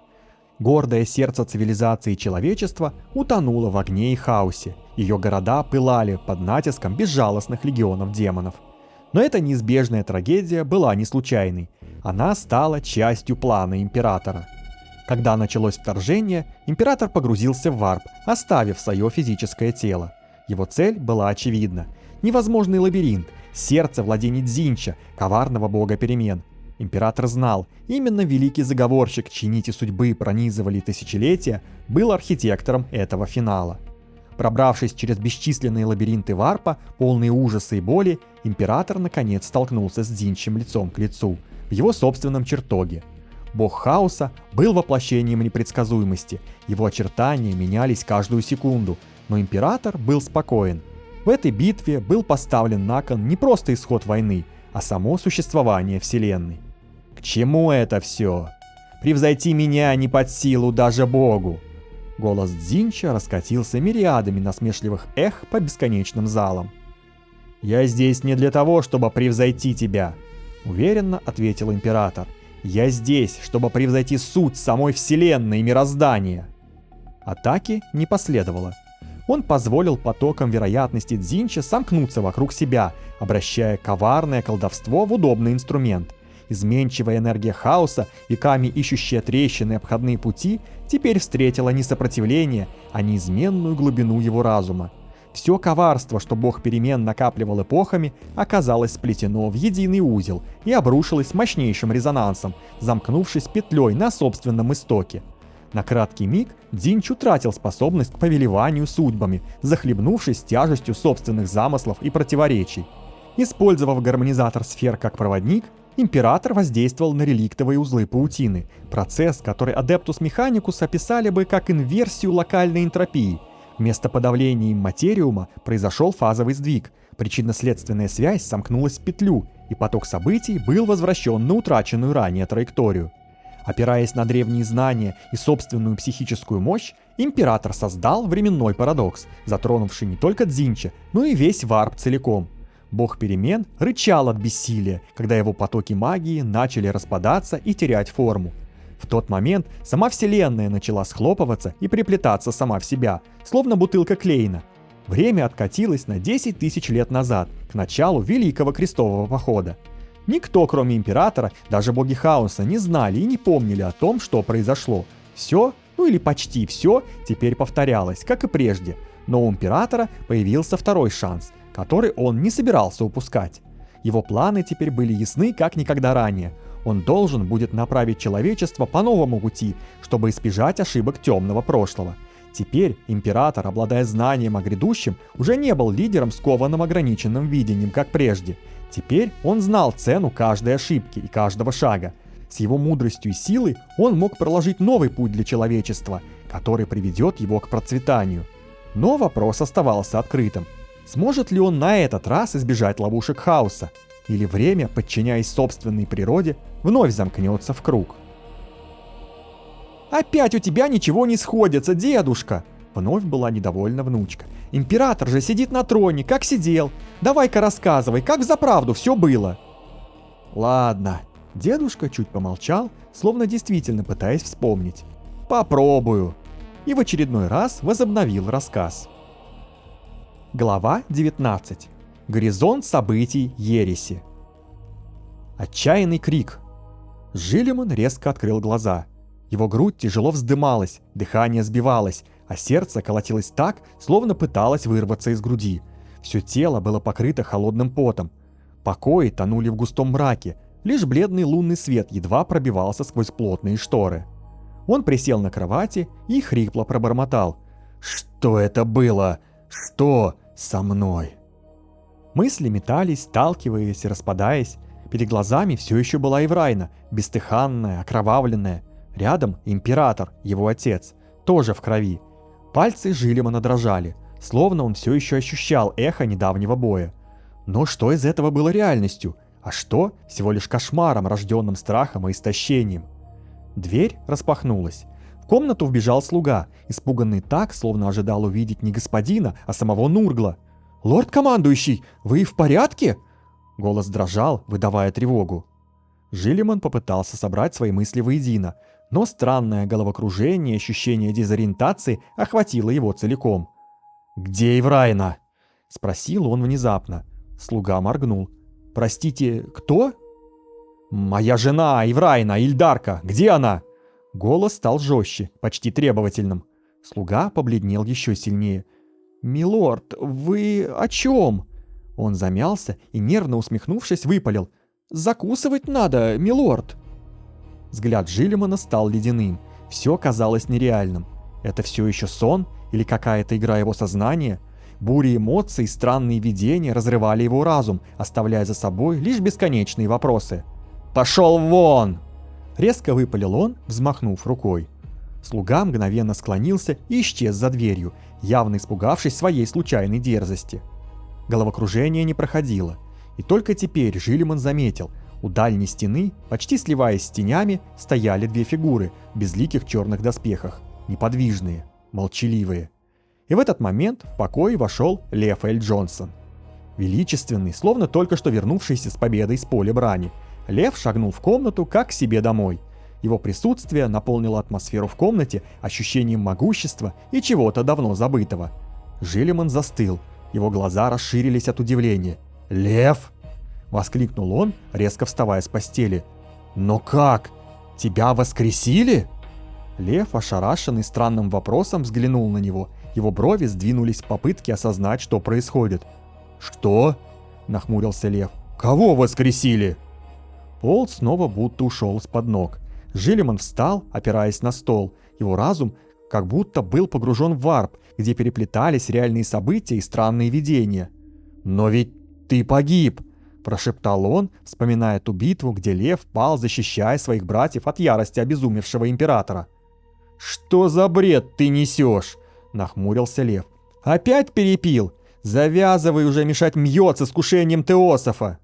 Слова Льва ударили его словно молотом в грудь. Искушение Теософа, ликер, известный среди высших кругов Империума, средство для глубоких философских и духовных погружений. Но он не оказывал ощутимого влияния на примархов, если не полировать его мьодом, разумеется. «А с кем я вчера пил?» – выдохнул Жилимон. «Я же говорила, искушения Теософа не мешают с мьодом, даже если ты примарх», – вздохнула Ливия, тихо и незаметно пропорхнувшая в комнату.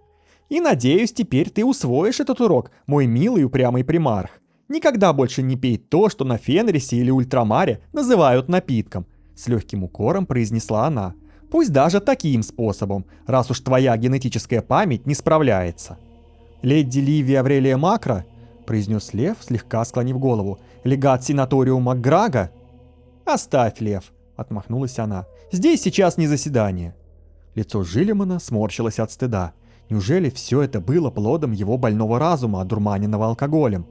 Лев, не дождавшись ответа Рабаута, посмотрел на брата с сочувствием. «Рабаут, ты давно ведешь борьбу не только с внешними врагами, но и с самим собой. Тебе нужно восстановиться, прежде чем мы продолжим великие дела. Сейчас тебе лучше отдохнуть». Но Жилиман уже не слушал. А что, если настоящая ересь не снаружи, а внутри него самого? Сон, ощущения, голоса, видения — все слилось в лихорадочный бесконечный бред. Что же происходит? Пробормотал он себе под нос, погруженный в собственные мысли, пока Лев продолжал стоять рядом, наблюдая за братом с молчаливым и печальным сочувствием. Где кончается сон и начинается реальность? Лишь эфемерная точка, горизонт событий, ереси. Глава 20. Эпилог. Где кончается сон и начинается реальность? Лишь эфемерная точка, горизонт событий, ереси. Слова медленно таяли, превращаясь в далекий неразборчивый гул. «Дедушка, ну так где? Где она кончается?» Звонкий детский голос бесцеремонно ворвался в тишину. «Дедушка, ну дедушка!» Маленькая ладошка настойчиво трясла старика за плечо. «Опять ты захрапел на самом интересном месте!» Старик вздрогнул, резко выпрямился, и в его глазах на мгновение вспыхнул яростный холодный огонь, такой чужой и неуместный, что девочка отшатнулась. Но уже через секунду взгляд помутнел, став обычным, старческим и усталым. Он тяжело выдохнул, стирая со лба испарину. «А, да, внученька, я не сплю, просто задумался. В моем возрасте настоящий сон — редкий гость, которого я уже и не жду». Он хрипло откашлялся, торопливо потерев лицо ладонями, словно пытаясь согнать прилипшее к коже воспоминания. Старик на мгновение замер, собирая разрозненные осколки мыслей, и добавил тише. «Так, на чем я остановился?» «На том, как великий герой очнулся в холодном поту от ужаса!» Тут же подхватила внучка, скрестив руки на груди. «Но ты снова все напутал, дедушка! Ну как тебе не стыдно так клеветать на примархов? Они не могут дрожать от страха или напиваться до беспамятства. Они же боги с картинок в соборе. Ну расскажи же уже наконец, как на самом деле все кончилось-то?» «Да понятия не имею, внученька!» Старик устало усмехнулся.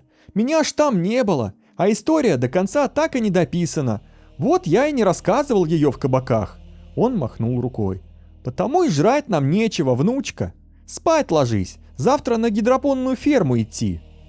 Старик закончил рассказ, кряхтя поднялся и взглянул в зеркало. Оттуда на него смотрел изможденный высокий мужчина, заросший густыми волосами и бородой. На плечах покоился старый потрепанный плащ из шкуры волка. Он медленно вышел из комнаты внучки. Походка была тяжелой, и каждый шаг отдавался глухим сожалением, напоминая лязг изъеденного вечностью керамита, что когда-то сиял ярче звезд. В голове затихающим эхом повторялся последний вопрос.